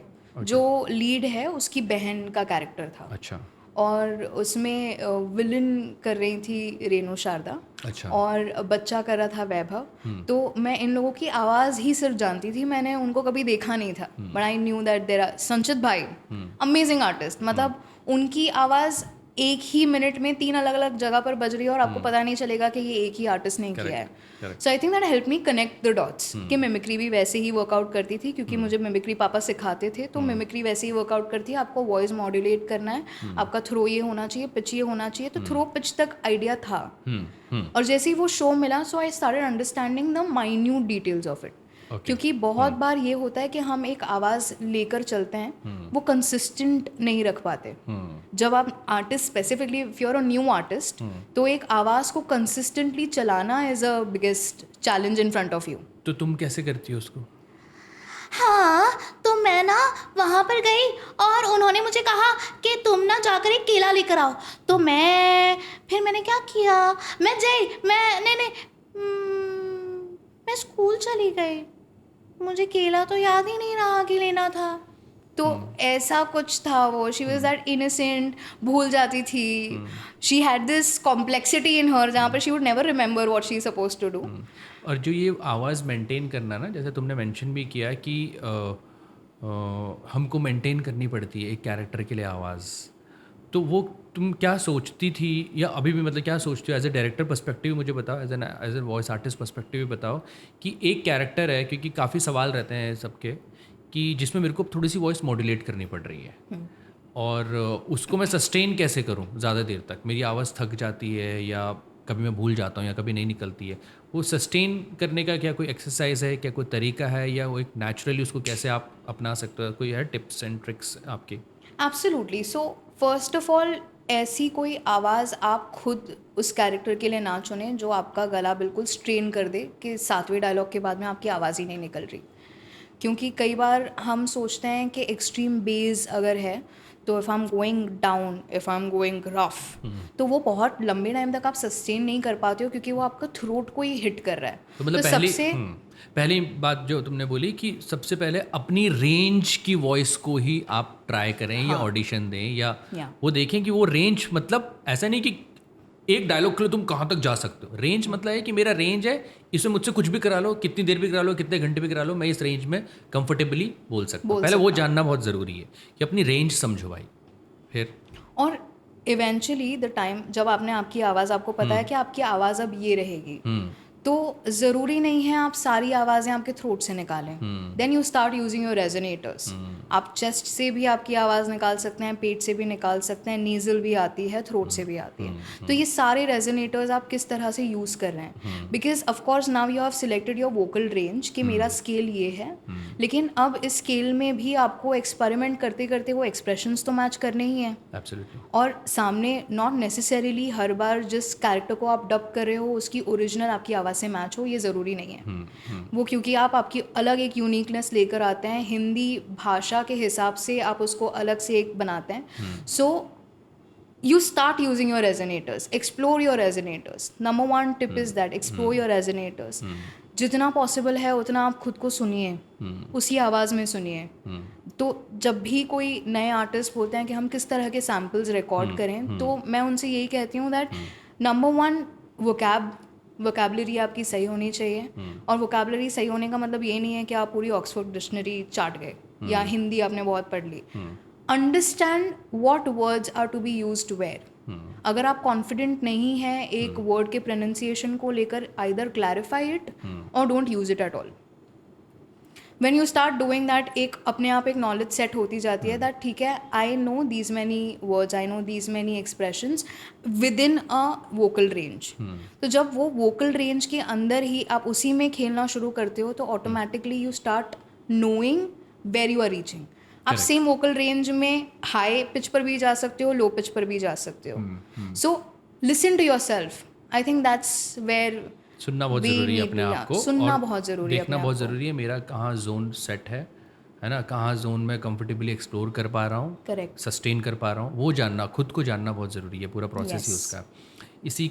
इसी से जुड़ा हुआ है, जैसे तुमने दो मेरे को जो अभी याद आ रहे हैं कैरेक्टर, नेज़ा और एक सीरिया, यस, दोनों बहुत डिफरेंट कैरेक्टर हैं. एक एनिमेशन है, एक लाइव है, लाइव ही कहेंगे हम उसको, एवेटार को. तो ये दो कैरेक्टर अलग अलग एज ग्रुप के हैं, अलग अलग. एक तो बॉय है, कितना एज है उसका, 5 साल का है वो, है ना. और सीरिया मेरे ख्याल से 17 है ना, टीनेजर है. तो ये इन दो कैरेक्टर के बारे में बताओ. इन दोनों कैरेक्टर को करना, वॉइस अप्रूव हुई, दोनों ऑडिशन अप्रूव हुए वॉइस हैं. तुमने इन दोनों कैरेक्टर का जो डब किया वो कैसा रहा, उसका एक्सपीरियंस कैसा रहा, कितना चैलेंजेस थे और कितना मज़ा आया? फर्स्ट ऑफ ऑल दोनों कैरेक्टर्स ऑडिशन करने के टाइम पे I went along with zero expectations. मुझे ऑडिशन देने के बाद में ऐसा लगा है कि ये अप्रूव नहीं होने वाला, क्योंकि पहली बार जब अवतार के लिए जब ऑडिशन कर रहे थे तब Sameer ji is the director, Sameer Shaikh, उन्होंने मुझे ऐसे ही, तब तो मैं ऑलरेडी आराधना में डायरेक्शन करना शुरू कर चुकी थी, तो उन्होंने ऐसे ही रैंडमली बुलाकर पूछा, baby give me some artist no 24-25 years. मैंने बोला 24-25 की तो एज ग्रुप में मैं हूँ, you know you can try me. तो उन्होंने बोला कि नहीं, अरे but you are busy. I am busy but does not mean that I can not do it ना. आपको, उन्होंने ऑलरेडी 3 आर्टिस्ट के ऑडिशंस ले लिए थे, उनको और एक ऑडिशन करवाना था. तो मैंने बोला आपको वैसे भी NG ऑडिशन चाहिए, आई एम देयर, मैं देती हूँ. तो इट स्टार्टेड दैट वे कि ऐसे ही रैंडम एक ऑडिशन देने जाना है, नीचे ही है, नीचे के स्टूडियो में रिकॉर्ड करके ऊपर आई. एंड जैसे ही मैं ऊपर आई तो सोनल वहाँ पर थी. तो मैंने, सोनल ने मुझे बोला कि कैसी हो, ऑडिशन देने के लिए आई थी. तो मैंने उनसे पूछा आप कौन से कैरेक्टर के लिए ऑडिशन करके गई हैं. तो उन्होंने बोला मैंने सीरिया को ऑडिशन किया है. अच्छा. तो मैंने सोनल बोला ने भी सीरिया दिया था. तो मैंने उनको बोला, मैंने भी ऑडिशन दिया बट इसमें तो आपका ही होना है, because why not, and how will you think that if Sonal is auditioning, how will you think कि कोई और करेगा. तो सोनल ने immediately without thinking anything, without being insecure or any of that sort, उन्होंने तुरंत से बोला कि लोग ना मेरी आवाज़ सुन चुके हैं, अब इस कैरेक्टर के लिए कोई नई आवाज़ चाहिए, तो शायद तुम्हारा हो जाएगा. और कुछ दिनों बाद पता चला कि हो गया. क्या बात. और मैं वो प्रोसेस नहीं कर पाई till the time we started dubbing. अब क्योंकि थिएट्रिकल है तो सिर्फ लिप्स दिखते हैं छोटे से स्क्रीन पर, सिर्फ लिप्स मोमेंट समझ में आ रही है आपको, उसके एक्सप्रेशन, फेशियल एक्सप्रेशन क्या है समझ नहीं आ रहा. लेकिन इतना समझ में आ गया था that this girl belongs to water, इसकी फैमिली पानी से जुड़ी हुई है. और जब ये समंदर में डुबकी लगाते हैं, गोता लगाने जाते हैं, तो ये अपनी ब्रेथ कंट्रोल कर सकते हैं फॉर आवर्स एंड आवर्स, क्योंकि वो उनका इनबॉर्न है. The skin of theirs is penetrated and they are live because of the water. तो जब पानी में कोई इंसान होता है तो जनरली हम कहते हैं दैट देयर आर एलिमेंट्स जो एक्टर को भी फॉलो करने चाहिए. You know, somebody is fire element, somebody is water element, somebody is earth element. तो ये elements हैं. तो Syria is water element, very composed, very silent, very you know meditative state में, trying to explain what you are supposed to do in the water. और Neza कट्टू is a total fire element. वो पागल है वो बच्चा, and वो अपने डीमन से लड़ रहा है. तो ये दो एलिमेंट्स इतने different, it is surreal to be dubbing for both of these characters, जो दोनों ही अप्रूव होकर आ गए. तो सीरिया बहुत ही मध्यम है और नेज़ा उतना ही फायर है. वो चिल्लाएगा, बातों बातों में चिल्लाएगा, वो भी इंसाफ का तराजू लेकर चलने वाला है बच्चा. तो मैं खूब रिलेट कर पाई उस कैरेक्टर से. मुझे मेरा बचपन दिख गया नेज़ा करते हुए कि ये शैतानी मेरी शैतानी है. I have done all this in my childhood, so I exactly know what he is processing in his mind. Very nice amazing है ये तो. मतलब ऐसा हो गया कि एक फायर एलिमेंट और एक वाटर एलिमेंट और एक ही लड़की, एक मतलब एक ही वॉइस आर्टिस्ट और दो अलग अलग एज ग्रुप के कैरेक्टर, एक बॉय एक गर्ल. काफ़ी अमेजिंग और बहुत अच्छा काम किया तुमने, दोनों में बहुत अच्छा काम किया. Thank you. Very nice. अभी क्या कहते हैं, मैं तुमसे directorial as a director perspective से पूछना चाहूँगा कि तुमने अमेज़ॉन, नेटफ्लिक्स, डिज्नी के इतने बड़े बड़े शोज़ किए हैं एज ए डबिंग डायरेक्टर. हम जब इसको लोकलाइज करते हैं इंडियन ऑडियंस के लिए, डायरेक्टर का क्या पर्सपेक्टिव रहता है? स्क्रिप्ट आती है, चीज़ें आती है, तो डायरेक्टर का कितना इनपुट रहता है और क्या डायरेक्टर ध्यान देता है इंडियन ऑडियंस के लिए कि ये कंटेंट को हम इस तरीके से इसको लोकलाइज करेंगे? क्या ध्यान में रखता है डायरेक्टर? सबसे पहले casting. Okay. Casting is the most important element of any show while you are dubbing it. Again, as we earlier said कि ज़रूरी नहीं है आवाज़ ओरिजिनल एक्टर की आवाज़ से मैच हो, कैरेक्टरिस्टिक्स मैच होनी चाहिए. वो फन एलिमेंट है तो वो फन मैच होना चाहिए या टाइमिंग मैच होनी चाहिए. And we have brilliant artist in the industry. तो सबसे पहला तो तुम्हारा कास्टिंग हो गया. Second, sit down with the script जो आपके राइटर ने लिख कर दी है. आप आपके एपिसोड्स या आपकी फिल्म के साथ उसको रन थ्रू करते हैं तो आपको एक एसेंस मिलना शुरू हो जाता है. तो सबसे पहले तो मैं स्पेसिफिकली, मेरा रूटीन ये है कि मैं उसको देखती हूँ as a viewer's perspective, not as a director's perspective. I turn my switches to director सिर्फ तब जब मेरे पास मेरा आर्टिस्ट मेरे बूथ में अवेलेबल है. तब तक मैं डायरेक्शन को हावी नहीं होने देती कि अच्छा इसको ऐसे ले लेंगे, वो वैसे लेने, क्योंकि डायरेक्टर के पर्सपेक्टिव से आर्टिस्ट का पर्सपेक्टिव अलाइन हमेशा हो ये ज़रूरी नहीं है. आर्टिस्ट अपना खुद का एक रंग लेकर आता है, एक फ्लेवर लेकर आता है. तो यू एज अ डायरेक्टर, मुझे, क्योंकि मैं एक्टर भी रह चुकी हूँ, तो मुझे ये पता है कि आर्टिस्ट आप पर सरेंडर सिर्फ तब करेगा, एक डायरेक्टर पर सरेंडर सिर्फ तब करेगा जब डायरेक्टर थोड़ा सा उसको लीवे दे कि आप लाओ, गेट योर एलिमेंट्स, देखते हैं ये वर्कआउट कर रहा है नहीं कर रहा है. स्पेसिफिकली लोकलाइजेशन, जब हम हिंदी में लोकलाइज करते हैं तो हमारे पास बहुत सारे आइडियाज़ ऑलरेडी दिए जाते हैं क्लाइंट से, that we want so and so, यहाँ पर इंग्लिश का इस्तेमाल नहीं होना चाहिए, ओके सॉरी थैंक यू ये सब हिंदी में आप करेंगे. ओके को ठीक है कर दिया, सॉरी को माफ़ कर दीजिए, थैंक यू को शुक्रिया कर दिया. तो बहुत बार उसको लिप के साथ मैच करना इज़ द बिगेस्ट चैलेंज.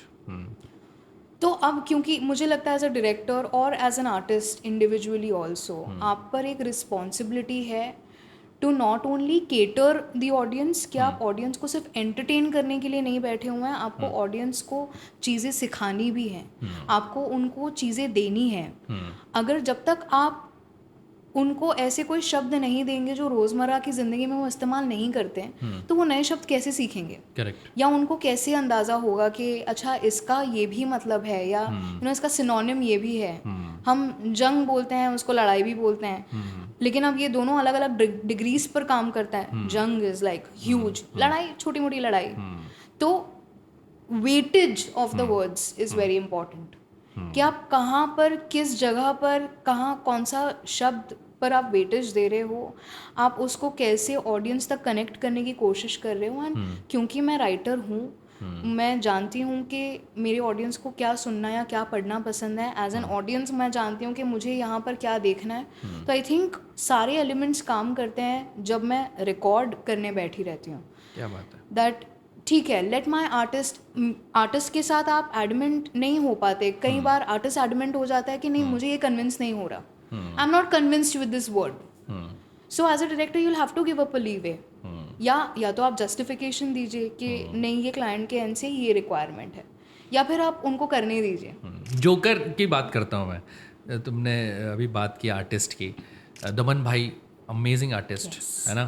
उनके साथ जब आपने काम किया, वो जोकर का एक्सपीरियंस कैसे रहा पूरी फिल्म डब कराने का? क्रेजी, क्योंकि जोकर पार्ट 2 आने वाली थी और जोकर पार्ट 1 हिंदी में कभी डब हुई ही नहीं. जो मुझे भी लगता है कि डब, जितना ऐसे प्रोजेक्ट्स होते हैं जो आप डब ना करें, ओरिजिनल ही सुने तो बेहतर होता है.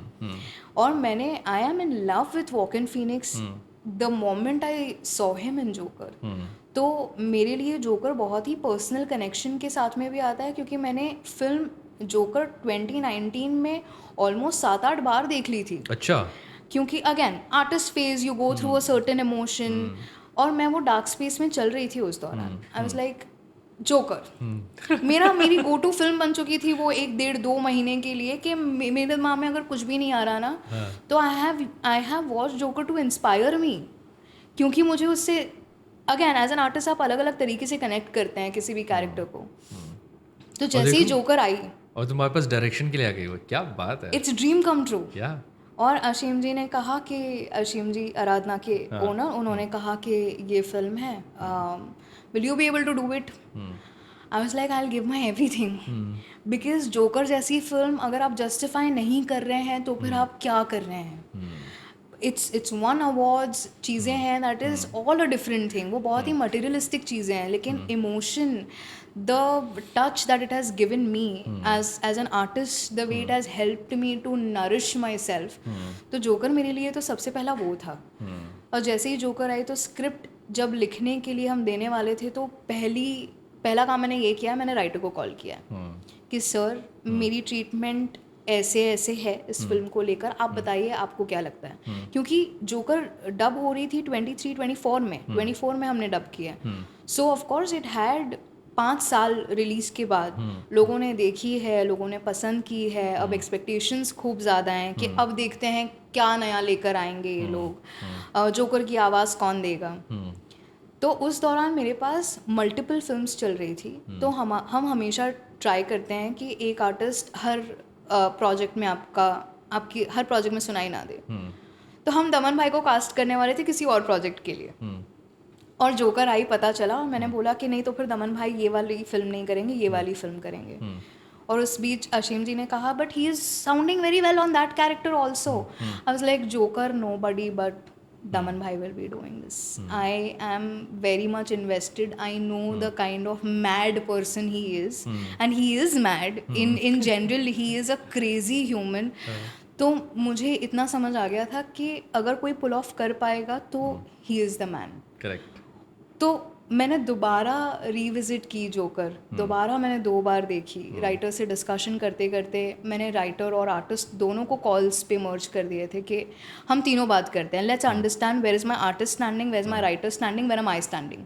कहीं अगर ऐसा हो रहा है कि हम तीनों अलग अलग पर्सपेक्टिव से सोच रहे हैं तो क्या पर्सपेक्टिव चेंजेस हैं। तो जोकर को मैंने खूब टाइम दिया, मतलब joker is one of those films जिसको मैंने बाकायदा 20 दिन दिए हैं to not just direct but from the writing process to my casting till the time we practiced the laughter.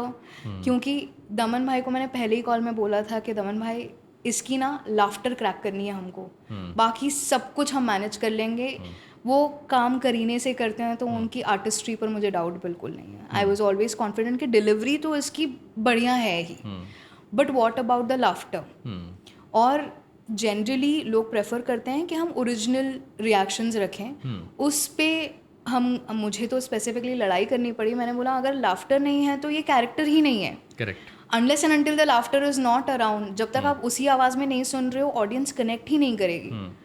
तो उसकी लाफ्टर में भी ना एक पैटर्न है अमित भाई, वो हंसता है और एंड में जाकर हा पे जाता है। अब क्यों करते हैं पता है? जब बच्चे छोटे होते हैं अगर उनको किसी जगह पर दर्द होता है ना तो वो करके रोते हैं। तो वो नुआंसेस एक्सप्लोर करने मिले कि ये ऐसे क्यों हंस रहा है, what is the reason of him sounding his laughter not sounding pen.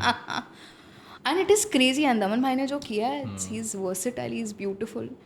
लेकिन उनके फेफड़े दर्द देने लग गए थे by the end of session. बताया था उन्होंने। हाँ। उन्होंने कहा मेरे फेफड़े दर्द दे रहे हैं, can we take a break? I was like yes we can, let's take a break now. तो जोकर के लिए first and last preference any time in the world for me is gonna be Daman भाई, nobody other than that. Joker में, Joker के अलावा और किसका performance आपको बहुत अमेजिंग लगा हिंदी में? All the characters way favourite for me. एक जो एडमिनिस्ट्रेटर रहता है वो अर्चित ने किया है, जो अब उसकी माँ की फाइल लेने के लिए वो आता है, वो अर्चित ने किया है। He has beautifully done that. उसमें एक डेप्थ चाहिए थी, और सिर्फ आवाज़ मैच करना ज़रूरी नहीं था, परफॉर्मेंस मैच करना, हर प्रोजेक्ट के लिए परफॉर्मेंस मैच करना ज़रूरी होता है, तो ही वॉज ब्रिलियंट। दिशी जी ने बहुत ही छोटा सा कैरेक्टर किया उसमें। वो फीमेल बैठी होती है, मरी के साथ इंटरव्यू कर रही होती है, डॉक्टर होती हैं जो जहाँ पर लास्ट में वो एंटर करते हैं। तो दिशी जी को मैंने बुलाया, मैंने कहा मैम बहुत ही छोटा सा कैरेक्टर है, but nobody other then you can justify this. तो उन्हें थोड़ा सा पहले बुरा लगा कि छोटे कैरेक्टर्स के लिए क्यों बुलाया जा रहा है, but I was very confident कि ये जस्टिफाई और कोई नहीं कर सकता। और जोकर की एक टोपोग्राफी है इन द फिल्मोग्राफी, उनकी एक टोपोग्राफी है जहाँ पर उन्होंने पर्पसली कैमराज नीचे के एंगल से लगाए हैं ताकि दुनिया बड़ी दिखे और ये छोटा दिखे। तो इन सारे, और ये मेरी लाइफ की पहली स्क्रिप्ट थी अमित भाई, जहाँ पर पीछे क्राउड में क्या बोला गया है वो लिखा हुआ था। अच्छा। जनरली पीछे स्क्रिप्ट में लिखा होता है इनडिस्टिंक्ट, तो वहाँ पर हम कोई भी फिलर ले लेते हैं, कोई कॉफ़ी के लिए पूछ रहा है, कोई फलानी चीज़ के लिए पूछ रहा है, उस स्क्रिप्ट में बकायदा लिखा हुआ है कि पीछे किस चीज़, जो कि सुनाई भी नहीं दे रही। So for me as soon as the script I saw and I was like, ये तो अगर आप जस्टिफाई नहीं कर रहे हो तो फिर क्या किया आपने ज़िंदगी में। तो दमन भाई was fantastic, Archit was amazing, सारे ही आर्टिस्ट कमाल के हैं। सारे ही आर्टिस्ट ने, राजू कावा ने जो परफॉर्मेंस दी है, the guy who is a dwarf, जिसके लिए पहले मैं चाहती थी आप परफॉर्म करें, लेकिन आप शादी करने चले गए थे। जिस दिन मैं उसको रिकॉर्ड कर रही थी उस दिन आपकी बारात निकली थी। अच्छा, तो क्या कहते हैं, मतलब जोकर फिल्म में मैं डब नहीं कर पाया क्योंकि उस दिन मैं जोकर बना हुआ था। Not true. दूल्हा जोकर ही लगता है ब्रो। नहीं आप बहुत हैंडसम दिख रहे थे, वाइट शेरवानी, वाइट, अरे अमेजिंग है यार, मस्त, काफ़ी अच्छा। जिस डिटेल में तुमने काम किया है यार रिद्धि, हमारे यहाँ डबिंग डायरेक्टर उस डिटेल में काम करते नहीं हैं। डबिंग डायरेक्शन का क्या है मार्केट में अभी? मैं ये इसलिए सवाल पूछ रहा हूँ, थोड़ा सा बताना मुझे, क्योंकि बहुत सारे, कुछ दिनों पहले एक बच्चे ने मेरे को कहा कि सर मैं ना डबिंग डायरेक्टर बनना चाहता हूँ। मैंने बोला मत बन। क्यों ऐसा, क्यों मैंने बोला? तुम बताओ। क्योंकि नंबर वन, बहुत ही सेंसिबिलिटी अलग होनी चाहिए आपकी एज अ डायरेक्टर। आपको you can not be just administration कि कास्टिंग कर दी, स्केड्यूलिंग कर दी, आर्टिस्ट आ गया और आपने बोल दिया उसको कि ये एक आध डायलॉग चेंज कर दिया। डायरेक्टर अपनी कुर्सी पर बैठे हैं ताकि वो आपको डायरेक्ट कर सकें। नाउ डायरेक्शन देना इज़ अ ह्यूज थिंग। आप किसी को हाथ पकड़ के you are walking with that person, आप चल रहे हैं उसके साथ। बिल्कुल तुम सही बोल रही हो। मेरा सवाल ये है कि हमारे यहाँ इंडियन लोकलाइजेशन सेटअप में, मैंने खुद डबिंग डायरेक्शन किया है, मैंने as an intern dubbing direction से शुरुआत किया, अभी भी मैं वॉइस डायरेक्शन करता हूँ, चीज़ें करता हूँ, है ना। हमारे यहाँ गिने चुने डबिंग डायरेक्टर्स हैं जिनको एक्चुअली डबिंग डायरेक्शन का काम आता है ना। उंगलियों में मैं गिन सकता हूँ, मैं साफ बोलता हूँ ये, है ना, मेरे को किसी का कुछ वो नहीं है। डबिंग डायरेक्शन एक तो मुझे ऐसा लगता है अप्रिशिएटिव कुछ नहीं है, कुछ अप्रिसिएशन नहीं है उस काम का यहाँ पर। जबकि मैं हमेशा बोलता हूँ, एक फिल्म मैंने एक डॉक्यूमेंट्री देखी है, बीइंग जॉर्ज क्लूनी, उसमें डबिंग डायरेक्शन का जो प्रोसेस है, जो वो लोग कर रहे हैं अपने लोकलाइजेशन, बीट जर्मन, फ्रेंच या और भी जो लैंग्वेज है, स्पेनिश डायरेक्टर्स, वो लोग काम को, या वो लोग उस तरीके से उस प्रोसेस में इन्वॉल्व होते हैं। बहुत सारे रीजंस हैं हमारे यहाँ, बजट्स रीजंस हैं, है ना, पूरा सिस्टम रीजन है। बट तुम खुद रही हो, तुमने खुद डायरेक्शन किया है, तो क्या हाथ बंधे होते हैं हमको? और मैं बड़ा खुश हुआ जिस तरीके से तुमने जोकर का पूरा प्रोसेस किया है ना, राइटर्स और एक्टर्स के साथ कॉल करना, बात करना, है ना, ताकि परफॉर्मेंसेस निकले। मतलब क्यों है ऐसा कि तुम्हारे जैसे अल्टीमेटली तुम डायरेक्शन क्यों नहीं कर रही हो? क्यों तुम इसको कंटिन्यू नहीं कर रही हो? डबिंग डायरेक्शन क्यों नहीं कर रही हो तुम? आर्टिस्ट तो थी तुम, क्यों नहीं कर रही हो डायरेक्शन? मैं पूछना चाह रहा हूँ क्योंकि number one, I had health reasons. मेरी health, I have got slip disc, तो मैं 8 से 10 घंटे की शिफ्ट में बैठ नहीं सकती। ठीक है, प्रायोरिटी रीज़न ये है। लेकिन मैंने डबिंग डायरेक्शन शुरू क्यों किया? द रीज़न वाज, मैं कहीं गई थी ऑडिशन करने, और वहाँ पर मुझे समझ में आया कि सर को आइडिया ही नहीं है कि ये कैरेक्टर क्या है, क्यों है, कैसे है। मतलब रिद्धि ने डबिंग डायरेक्शन इसलिए शुरू किया क्योंकि इसने जब ऑडिशन दिया था तो इसको पता चला तो डायरेक्टर कोई काम नहीं आ रहा, तो मुझे डायरेक्टर बनना पड़ेगा। तो प्रायोरिटी रीज़न मेरा ये था हाँ। कि इंडस्ट्री में मैंने एक गैप देखा जहाँ पे मुझे समझ में आया कि अगर आपको समझ आता है कि एक चीज़ कैसे सुनाई देनी चाहिए, अगर आपके कान पक्के हैं तो डेफिनेटली आप ये कर सकते हो। एंड क्योंकि मुझे डायरेक्शन मिल नहीं पा रही थी और मैं डायरेक्टर्स एक्टर हूँ, मुझे जब तक अच्छा डायरेक्टर नहीं मिलेगा तब तक मेरी परफॉर्मेंस नहीं निकलेगी। तो मैंने वो गैप आइडेंटिफाई कर लिया था कि इंडस्ट्री में डायरेक्टर्स बहुत कम हैं जिनको काम आता है, एज यू राइटली सेड। बाकी बहुत सारे लोग जो बैठे हुए हैं वो तो या तो प्रोडक्शन के लोग हैं या फिर जिनको सुर की समझ इतनी नहीं है या वो गहराई वो समझ नहीं पाते। एंड ऑफ कोर्स हम डायरेक्शन करते हुए वक्त में बंधे होते हैं। द बिगेस्ट चैलेंज कि आपके पास वक्त ही नहीं है। नाउ द प्रोसेस इज कि आपके पास एक फिल्म आई, आपके पास हफ्ते भर का समय है, आपको हफ्ते भर में फिल्म निकाल कर देनी है। एंड वाई एम सेइंग निकाल कर देनी है क्योंकि आपको निकाल कर ही देनी है, आपको उसको परफॉर्म करके नहीं देनी। आपको बस उन डिमांड एंड सप्लाई का गैप फिल करते जाना है। हाँ, और डायरेक्टर सिर्फ उस काम के लिए सीमित रह गया है कि कास्टिंग कर दो, है ना, टाइमिंग ले लो, लाइन बोल दी, ओके कर दो, टिक कर दो, बस यहाँ तक डायरेक्टर रह गए। जबकि डायरेक्टर्स का काम उससे बहुत गहरा है, बहुत सारी चीज़ें इन्वॉल्व हैं। बड़ा सैड है, बट ठीक है, कुछ कुछ अच्छे लोग हैं जो बहुत डिटेल काम करते हैं, जैसे तुमने बताया, तुमने जो किया, ऐसे भी अभी बहुत सारे अच्छे लोग, अच्छे डायरेक्टर्स हैं जो बहुत डिटेल में काम करते हैं, जो कास्टिंग काफ़ी अच्छी कर लेते हैं, है ना। बहुत सारे डायरेक्टर हैं वो चेहरा देख के कास्ट करते हैं, वॉइस देख के कास्ट नहीं करते, वॉइस देख कर कास्ट नहीं करते। करेक्ट। चलो वो भी मैं मान रहा हूँ कि चलो हिंदी में वैसा होगा, चीज़ें होंगी, बट ठीक है, बहुत सारी चीज़ें अगर वो एक्टर उस तरीके की वॉइस दे रहा है, बेशक उसके चेहरे से नहीं लग रहा है, तो आप कहीं ना कहीं वो भी कंसिडर करो कि वॉइस मैच हो जाए। करेक्ट। या कभी अगर ऐसी ज़रूरत है तो आई डोंट नो, बट थोड़ा सा उसमें थॉट देना चाहिए। बहुत सारे अच्छे अच्छे प्रोजेक्ट्स में बहुत घटिया घटिया डायरेक्शन है ना। और मैं अगर हमारा ये कोई सुन रहा है जो डायरेक्टर है तो थोड़ा अच्छा काम करते हैं, है ना, ताकि हिंदी में अच्छे कंटेंट निकलें। करेक्ट। लोग जज ना करें, क्योंकि आज भी हमारे दोस्त यार लोग बोलते हैं कि तुमको बस एक ही आवाज़ मिलती है क्या, या तुमको बस एक ही तरह से डायलॉग बोलने आते हैं क्या। आज भी बोल रहे हैं, अच्छा काम भी है, हो सकता है उन्होंने अच्छा काम नहीं देखा, लेकिन मैक्सिमम काम वैसे ही हो जा रहा है। इसी में मैं एक बात कहता हूँ कि जैसे मनी हाइस्ट है, मनी हाइस्ट का जो पहला सीजन था मेरे दोस्त ने इंग्लिश में देखा था, है वो स्पेनिश सीरीज़ ना, स्पेनिश है। तो मैंने उसको बोला भाई हिंदी में देख, उसमें बहुत अच्छी कास्टिंग है, अच्छा डायरेक्शन है, वो one of the best directed adaptation है इंडिया में। तो उसने सेकंड सीजन से पूरा हिंदी में देखा, 5वें 6ठे सीजन जितने भी सीजन आए, चौथे, उसको अच्छी लगी वो फिल्म, जबकि वो कभी हिंदी कंटेंट कंज्यूम नहीं करते। क्योंकि वो मैं मुझे ऐसा लगता है एक स्कोप जो नॉन इंग्लिश शोज़ हैं, कोरियन हो गए, स्पेनिश हो गए, है ना, या जापानीज, उसमें तुम इंग्लिश में देखने से अच्छा हिंदी में देखो ना। तो लोग बोलते हैं यार हिंदी में डबिंग अच्छी नहीं होती है, और वो लोग सबटाइटल से फिर देखते हैं, या इंग्लिश देखते हैं, वो लोग इंग्लिश डब्ड देखते हैं। कभी कभी इंग्लिश डब्ड भी उतना कुछ खास नहीं रहता है। तो वहाँ पर स्कोप रहता है कि हिंदी को थोड़ा सा और अच्छे से हम करें ऐसे शोज़ में, खासकर जो नॉन इंग्लिश शोज़ हैं, ताकि लोग देख पाएँ। करेक्ट, है ना। एब्सोल्युटली।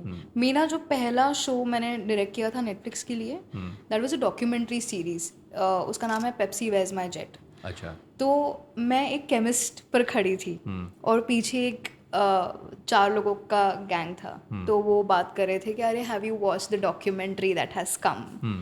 तो लड़के ने बोला हाँ, बट मैंने हिंदी में देखी। अच्छा। तो लड़की बोलती आई डोंट वॉच हिंदी यार, it sounds too bad. And this guy is like no यार, this one is sounding too good. अच्छा। वहाँ पे मेरी एक इनर, मैंने ऐसे तो डांस नहीं कर पाया, लेकिन एक इंटरनल एक डांस हो गया। तो तुमने बोला नहीं आई एम द डायरेक्टर? नहीं, पता चला लड़की पीटने पीछे क्योंकि अनफॉर्चुनेटली बहुत सारी फिल्में ऐसी हुई हैं जहाँ dubbings are not great. And again इसके पीछे बहुत सारी वजह है, नॉट जस्ट बिल्कुल बिल्कुल बिल्कुल वही मैं कह रहा हूँ, सिस्टम में हमको इतना स्कोप नहीं दिया जाता है। करेक्ट कि वो एक्सप्लोर कर सके, इसलिए मैं खुश हुआ तुमने जो उसमें एक्सप्लोर किया जोकर में। रिद्धि यार, काफ़ी अमेजिंग रहा तुमसे बात करके, तुम्हारी जो जर्नी रही है काफ़ी इंस्पायरिंग है ना। और मतलब ऐसा होता है ना कि एक ऐसा बच्चा है जिसको घर में सब कुछ मिला है, सब चीज़ें हैं, बट उसके बावजूद वो बच्चा शांत नहीं बैठा। सुबह 7 बजे बोरीवली पहुंचना मुलुंड से, यानी तुम 5 साढ़े 5 बजे की ट्रेन लेनी पड़ती है, उसके लिए 4:30 बजे उठना पड़ता होगा। ये जर्नी वाकई बहुत इंस्पायरिंग है, इसलिए मैं रिद्धि से बात करना चाहता था। और जिस तरह से रिद्धि ने काम किया इतना सारा, हर एलिमेंट छुआ, हर डायमेंशन छुआ परफॉर्मेंस का, डायरेक्शन हो, राइटिंग हो, वॉइसिंग हो, एक्टिंग हो, सब कुछ, रेडियो हो। तो इसलिए तुमसे बात करना काफ़ी एनरिचिंग एक्सपीरियंस रहा मेरे लिए। और आई एम श्योर आप लोगों ने भी रिद्धि की जो जर्नी है, रिद्धि के जो काम है वो सुने होंगे, उसका ये जो पूरा पॉडकास्ट है वो सुना, आपको मज़ा आया होगा। कुछ यार हमने ना डाला था तुम्हारा कि हम रिद्धि से बात करने वाले हैं, तो कुछ बच्चों ने कुछ सवाल पूछे हैं, उनका जवाब तुमको देना पड़ेगा। ओके। ठीक है। राजेश वर्सकिया 9537 ये पूछते हैं कि रिद्धि जी एक डायलॉग हो जाए आपके कोई भी फेवरेट कैरेक्टर का, तो ये सुना दो जरा, कोई भी फेवरेट कैरेक्टर तुम्हारा। मेरी रीसेंट फेवरेट इज नेज़ा। हाँ, तो नेज़ा का कोई बच्चा एक बहुत ही dialogue। कमाल का है। हाँ, मैं हूँ नेज़ा, तीसरा और इकलौता राजकुमार। देखने में तो मैं कमाल हूँ, पर दानवों का काल हूँ। क्या ये बात है, नेज़ा। Very nice. पता है तुमको, नेज़ा फिल्म लिखने को मेरे पास भी आई थी। I know. हाँ। यस फिर कुछ यस। चीज़ें वहाँ क्लाइंट चेंज हो गया, मतलब क्लाइंट नहीं, मतलब वेंडर चेंज हो गया, चीज़ें वगैरह। फिर मैं बड़ा खुश हो गया था, क्योंकि कुछ दिनों पहले नेजा के बारे में कोई एक मेरे फ्रेंड थे, वो एनिमेशन डायरेक्टर है, उन्होंने बोला अमित ये मूवी देख, बहुत अमेजिंग मूवी बनाई है, बहुत अमेजिंग मूवी बनाई है, स्टोरी वाइज, कैरेक्टर वाइज, है ना, परफॉर्मेंस वाइज। बहुत ही सुंदर है, बहुत वो ही वर्कआउट सुंदर नहीं हुआ, है। बट अच्छा है तुमने किया, तुम्हारे थ्रू हमको भी जानने को मिल गया। Thank you. Very nice. तो Rajesh, thank you for your question. Anime Assemble, एक मयंक करके एक बच्चा है, वो एनीमे असेंबल उसका यूट्यूब चैनल है, वो अच्छा फॉलोवर है मेरा, वो सुनता है, देखता है, उसने बहुत अच्छी चीज़ें लिखी हैं तुम्हारे लिए, और सबके लिए वो अच्छा लिखता है। सो वो लिखता है कि so to be honest, Charlotte is my favourite crush from Black Clover, जो हम लोगों ने साथ में किया है। I just love that character. I was very confused that how the Hindi dub version of her will sound like, but that's really on point. The adorable gesture of her, nervous and shy, it was really a piece of art. To Riddhi ma'am, you really did a mind-blowing job dubbing for her character, for her, and literally saved her fans like me. We got an amazing and accurate dub, same as Japanese pilot, है ना? And how to forget Amit sir, his direction and casting on point. So yes, question is, अब question है, पहले तारीफ की है मयंक ने thank तुम्हारी। You Mayank. So my question is, ma'am, how you felt dubbing for her? Charlotte के dubbing कैसा लगा? Did you felt any relatable things with yourself from that character, Charlotte? So how I felt dubbing for her, again जब हमने Charlotte शुरू किया था करना, तब मुझे बस इतना समझ में आया था कि ये एक अथॉरिटी है, इसकी एक अथॉरिटी है, इसका एक कमांड है, लेकिन internally she is very soft. इसको यामी पे क्रश होता है, actually she is in love with Yami, लेकिन वो यामी को बोल ही नहीं पा रही Show कि नहीं मैं, and I am the same kind of person, if I like somebody तो मैं इवेंचुअली मैं देखती हूँ इंसान को, समझती हूँ, फिर मुझे लगता है कि नहीं बोलने जैसा है, तो मैं थोड़ा सा I get in back in to my shell. तो शार्लेट थोड़ा सा आसानी से आया, क्योंकि टेक्सचर एक तो मैच कर गया था। Correct. तो मुझे पता है कि वो हल्का सा बेस ग्रेन, थोड़ी सी सेंसुअल आवाज़ मैच कर जाती है। और शार्लेट वैसा ही कैरेक्टर है, वो बाहर से she is very solid, very strong, command, बहुत ही अथॉरिटेटिव, और अंदर से उतनी ही शाय, शर्मा रही है, यामी को देख नहीं पा रही है, उसकी आंखों में नहीं देखने की कोशिश कर रही है, शी इज़ लाइक बहुत ही दूर दूर सी रह रही है उससे। तो शार्लेट अमेजिंग कैरेक्टर है। ये तो कैरेक्टर तुम्हारा ही कैरेक्टर था, है ना? हाँ, तुम्हारी लाइफ से भी this is my life inspired क्या कैरेक्टर। कास्टिंग किया, देख रही हो तुम? Super on point. समझ रहे हो। Very nice, a good question Mayank, Anime Assemble, thank you for your question. एपिक्सर 249 पूछते हैं, how to practice voice modulation and if you are new dubbing artist what can be practice to improve? Voice modulation को practice कैसे करना चाहिए नए लोगों को, नए डबिंग आर्टिस्ट को, उसमें कुछ टिप्स हैं आपके? एब्सोल्युटली। सो अगर आप एक नए आर्टिस्ट हैं, सबसे पहले तो आपकी आवाज़ जानिए, पहचानने की कोशिश कीजिए, क्योंकि आपकी आवाज़ हर आवाज़ के साथ, योर वॉइस इज़ यूनिक। आपकी यूनिकनेस, नंबर वन आपको आपकी यूनिकनेस ढूंढनी है कि मेरी वॉइस की यूनिकनेस क्या है। सेकेंड, परफॉर्मेंस, मैं उस कैरेक्टर के इमोशन में कितना जा पा रहा हूँ, क्या ले पा रहा हूँ, मेरे पर्सनल टच मैं उस कैरेक्टर को क्या दे रहा हूँ, क्योंकि आपको आपकी छाप भी छोड़नी है उस कैरेक्टर में। तो आपकी क्या जर्नी है या लर्निंग है उस कैरेक्टर से, वो आप समझिए। मॉड्यूलेशन करना is not a very difficult task. अब अगर तो मेरे साथ ये कई बार होता है कि अगर मैं कहीं गई हुई हूँ तो लोग आवाज़ें निकालना शुरू कर देते हैं कि अरे मैं भी ऐसी ऐसी आवाज़ निकाल सकती हूँ, लेकिन वो आपने कहीं से सुनी है, इसके लिए आप कोशिश कर रहे हैं। मॉड्यूलेट आप तब करते हैं जब आपको समझ में आए कि आपकी आवाज़ की रेंज कहाँ कहाँ जा सकती है। वही जो हमने थोड़ी देर पहले भी डिस्कस किया था। हाँ। तो क्या मैं पतली आवाज़ में बात कर सकती हूँ, क्या मैं ऐसे भी बात कर सकती हूँ, तो वो आपको सुनना पड़ेगा। Again here you here yourself, practice here yourself, modulation आपको समझ में आएगा। फिर आप एज ग्रुप स्टैप करना शुरू करते हो कि मैं बच्चा कर सकता हूँ क्या, या मैं लड़के से लड़की कर सकता हूँ क्या। तो वो जर्नी है, जितना एक्सप्लोर करोगे, सस्टेन कर पाओगे, तो मॉड्यूलेशन उतना ही बेटर होगा। करेक्ट है ना? एक्सप्लोर करो, देखो कितना हम सस्टेन कर पा रहे हैं। एक ही तरह का मॉड्यूलेशन करके अलग अलग डायलॉग्स बोलो, मतलब एक ही वॉइस मॉड्यूलेट करके एक जोन पकड़ के लंबे लंबे डायलॉग्स बोलो, कितना सस्टेन कर पा रहे हो। करेक्ट है ना? और जितनी प्रैक्टिस करोगे उतना आपको पता चलेगा कि मैं ये रेंज भी कर सकता हूँ, मैं ये जोन भी कर सकता हूँ, मैं ये जेंडर भी कर सकता हूँ। और आप आपके ही फ़ोन पे रिकॉर्ड करिए, करेक्ट, रिकॉर्ड करिए, सुनिए, रिकॉर्ड करिए, सुनिए। जहाँ पर आपको लगता है कि ये सही नहीं हुआ, दोबारा सेम पीस रिकॉर्ड करिए। करेक्ट, जहाँ तक आपको लगता है कि अब ये मेरा बेस्ट है, इससे ज़्यादा मैं अच्छा नहीं कर सकता हूँ, वहाँ पर उस कैरेक्टर को या उस वॉइस मॉड्यूलेशन को आप छोड़ दीजिए, jump to a next one, keep jumping, आप एक्सप्लोर करते जाओगे। डब एक्स हब पूछते हैं कि मेरा सवाल ये है कि मैम से पूछेगा कि वॉइस में एक्टिंग कैसे लाएं और डबिंग करते वक्त किन किन बातों का ध्यान रखें और डबिंग करते वक्त कैरेक्टर को कैसे पकड़ें। Thank you, love from Bengal. Character कैसे पकड़ें, कैरेक्टर आप कैरेक्टर को देखकर अपने आप के साथ में आप कितना उस कैरेक्टर को रिजेंबल कर पाते हैं वो देखिए, वो समझिए। इवेंचुअली आप कैरेक्टरिस्टिक्स उठाना शुरू कर देते हो उस पर्टिकुलर कैरेक्टर के, और कैरेक्टरिस्टिक मतलब कैरेक्टर उठाना, पिक करना कम्स टू अ पॉइंट जहाँ पर वो आपसे जुड़ा हुआ हो। आपका आर्टिस्ट क्या कहता है अंदर का पर्टिकुलर कैरेक्टर के बारे में, तो कैरेक्टरिस्टिक्स आप पकड़ लेंगे तो आपको कैरेक्टर समझ में आने लग जाएगा। और इनिशियल काफ़ी टाइम तक, मतलब ऐसा होता है मेरे साथ, आप अभी भी होता है कि जब एक नया कैरेक्टर हम शुरू कर रहे हैं तो शुरू के आधे पौने घंटे आपको लगते हैं उस कैरेक्टर के नुआंसेस पकड़ने में। उसके बाद आप आई थिंक आफ्टर 40 मिनट्स और आप फिर फ्री होने लगते हो कि हाँ ठीक है, अब मुझे सुर समझ में आ गया, उसका पिच मुझे समझ में आ गया। थोड़ा टाइम लगता है, थोड़ा टाइम लगता है, तो टाइम दीजिए, टाइम दीजिए। डोंट बी सेल्फ क्रिटिकल कि नहीं नहीं ये सही नहीं हो रहा है, होगा, होल्ड ऑन। आपको डिसिप्लिन तो रखना ही है, लेकिन आपको बहुत ही पीस और काम भी रखना है, आपको शांत भी रहना है। आप रश में चीज़ें नहीं कर सकते हो, let it come to you naturally. Atanu पूछ रहे हैं कि आवाज़ को मॉड्यूलेट बैठकर बच्चे की आवाज़ को कैसे करें। तो बैठने एक्चुअली पूछना चाह रहे हैं कि बैठे बैठे मॉड्यूलेशन कैसे करें, यही पूछना चाह रहे हो अतनु तुम? शायद हाँ। तो बैठे बैठे भी आप resonators, again resonators play a very important role. अगर आप खड़े रहकर कर रहे हैं तो आप मोस्ट ऑफ द कैपेसिटी पेट से डालते हैं ताकि आप पेट से बोलें, और आवाज़ का थ्रो पेट के थ्रू हो, आपके थ्रोट को ज़्यादा आप डिस्टर्ब नहीं करते हो उसमें।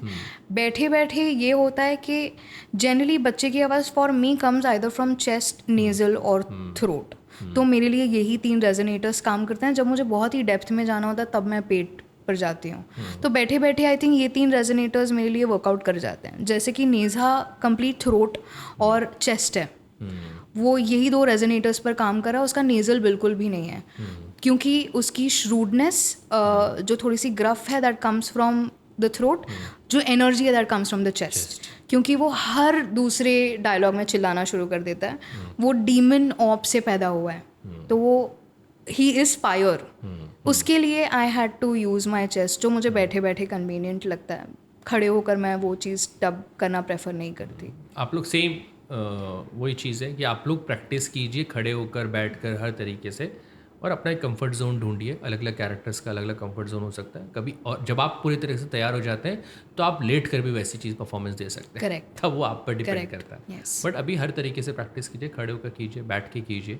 इंपॉर्टेंट है कि जो वॉइस आप निकालना चाह रहे हैं वो निकल रही है और वो सस्टेन हो पा रही है। राइट, अमेजिंग है, amazing. Thank you so much दोस्तों ये सवाल पूछने के लिए रिद्धि से। रिद्धि, अभी जाते जाते एक चीज़ मैं तुमसे बुलवाना चाहूँगा। रिद्धि का अगर आप इंस्टाग्राम पे देखोगे, उसका नाम है रूहानी शायरा। यस, रिद्धि की एक बुक भी आई है, लफ्ज़ों का शहर, लफ्ज़ों का शहर।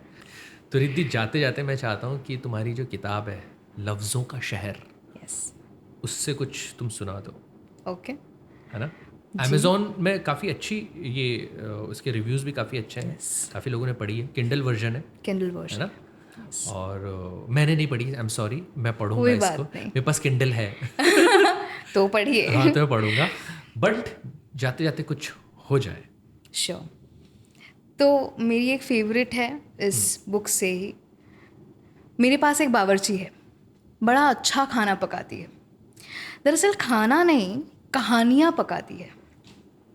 मेरी कलम बनी बावर्ची और उसने पकाई एक कहानी है, तंदूरी इश्क, जिसका जायका ज़ाफ़रानी है, क्या बात है। जिसकी महक से सबका मन ललचा गया, जिसकी महक से सबका मन ललचा गया, खींचे चले आए ये देखने की क्या था पका। फिर उन्हें पता चला कि इश्क के तंदूर पे मेरी रूह को सेक दिया है, दिल पर मक्खन लगाकर उसे जलने छोड़ दिया है। ओए होए होए। मेरी कलम बनी बावर्ची और उसने पकाई एक कहानी है, तंदूरी इश्क, जिसका जायका ज़ाफ़रानी है। क्या बात है यार, क्या काफ़ी Thank you. स्वादिष्ट इश्क का इजहार है ये, Yes. है? काफ़ी उसमें खट्टा मीठा स्वाद भी है, सब कुछ है, बट काफ़ी सुंदर लिखा है तुमने, थैंक यू। है ना? इसको क्या उपमा बोलते हैं, उत्प्रेक्षा बोलते हैं, अलंकार कौन सा है ये? मेटाफर्स हैं ये, मेटाफर्स हैं ये, है ना? हाँ, है ना? क्योंकि मुझे खाना बनाना भी बहुत पसंद है, खाना पकाना बहुत पसंद है। This comes to me naturally. खाना बनाते बनाते मैंने ये लिखी थी क्योंकि दिल भी टूटा था, खाना भूख भी वही लग बोलता हूँ, रही उसमें थी। इश्क का जो तड़का है, इश्क को जो बयां किया गया है खाते, बहुत अमेजिंग है यार। कैसा लगा आपको, बताना ज़रा। और लफ्ज़ों का शेर पढ़िए, अभी तो ये सुनने के बाद मेरे को पढ़ने का मन कर रहा है। मैंने भी एक बुक नहीं छपी है, मतलब मैंने भी कुछ बहुत सारी पोइट्रीज लिखी है, मैं सोच रहा हूँ उसको छापूँ।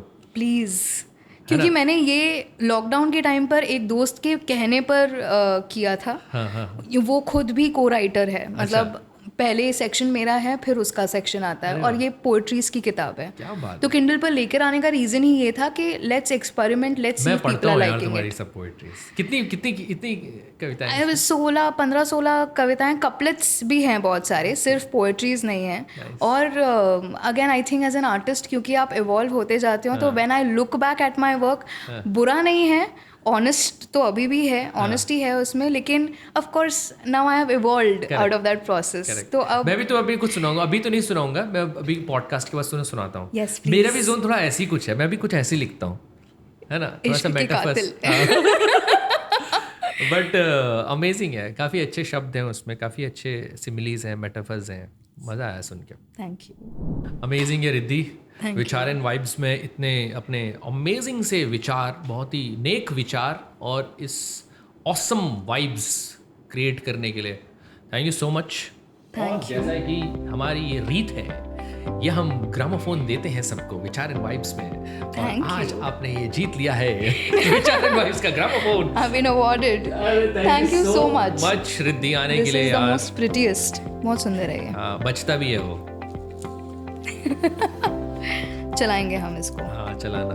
Thank you so much Thank you. Riddhi आने के लिए। जाते जाते मैं चाहता हूँ तुम विचार एंड वाइब्स के व्यूअर्स को, जो हमको लिसनर्स हैं, व्यूअर्स हैं, उनको कुछ मैसेज देना चाहती हो, कुछ बोलना चाहती हो? आइए, डबिंग कीजिए। हम हमेशा अच्छे आर्टिस्ट की तलाश में होते हैं, अच्छे डायरेक्टर्स की तलाश में होते हैं। आप हमसे बात करिए, हम आपको हमारे एक्सपीरियंसेस शेयर करते हैं। एंड इंडस्ट्री को ज़रूरत है अच्छे आर्टिस्ट की। प्लीज़ कम, सीखिए, ये पॉडकास्ट देखकर भी सीखिए, समझिए कि ये प्रोसेस क्या है। बिना तैयारी के प्लीज़ मत आइए, बिकॉज़ आप आपका भी टाइम वेस्ट करोगे, आप लोगों का भी वक्त बर्बाद करेंगे। सीखिए, समझिए, जब करने का पूरा मन हो, जब पता हो कि हम तैयार हैं, बिल्कुल कूद जाइए, हम हैं आपको बचाने। Thank you, keep watching. क्या बात है यार, क्या बात है, कितना अच्छा, कितना पॉजिटिव मैसेज दिया है रिद्धि ने। तो समझिए, और आई होप इस पॉडकास्ट से भी आप बहुत कुछ समझे होंगे, रिद्धि की जर्नी से बहुत कुछ सीखे होंगे, और आपको अलग अलग पॉडकास्ट देख के जो टेक अवे होता है, इससे भी बहुत अच्छा, सुंदर, इंस्पायरिंग सा टेक अवे रहा होगा। विचार एंड वाइब्स को ऐसे ही देखते रहिए। अभी तक अगर चैनल सब्सक्राइब नहीं किया है तो चैनल सब्सक्राइब कर दो, कमेंट करो सबसे अच्छा सेगमेंट आपको कौन सा लगा, रिद्धि की कौन सी स्टोरी आपको बहुत अमेजिंग लगी, मज़ा आया सुनने में, और कौन कौन से गेस्ट से आपको बात करनी है बताइए विचार एंड वाइब्स में। अगली बार दोबारा मिलते हैं तब तक के लिए thank you so much, bye bye.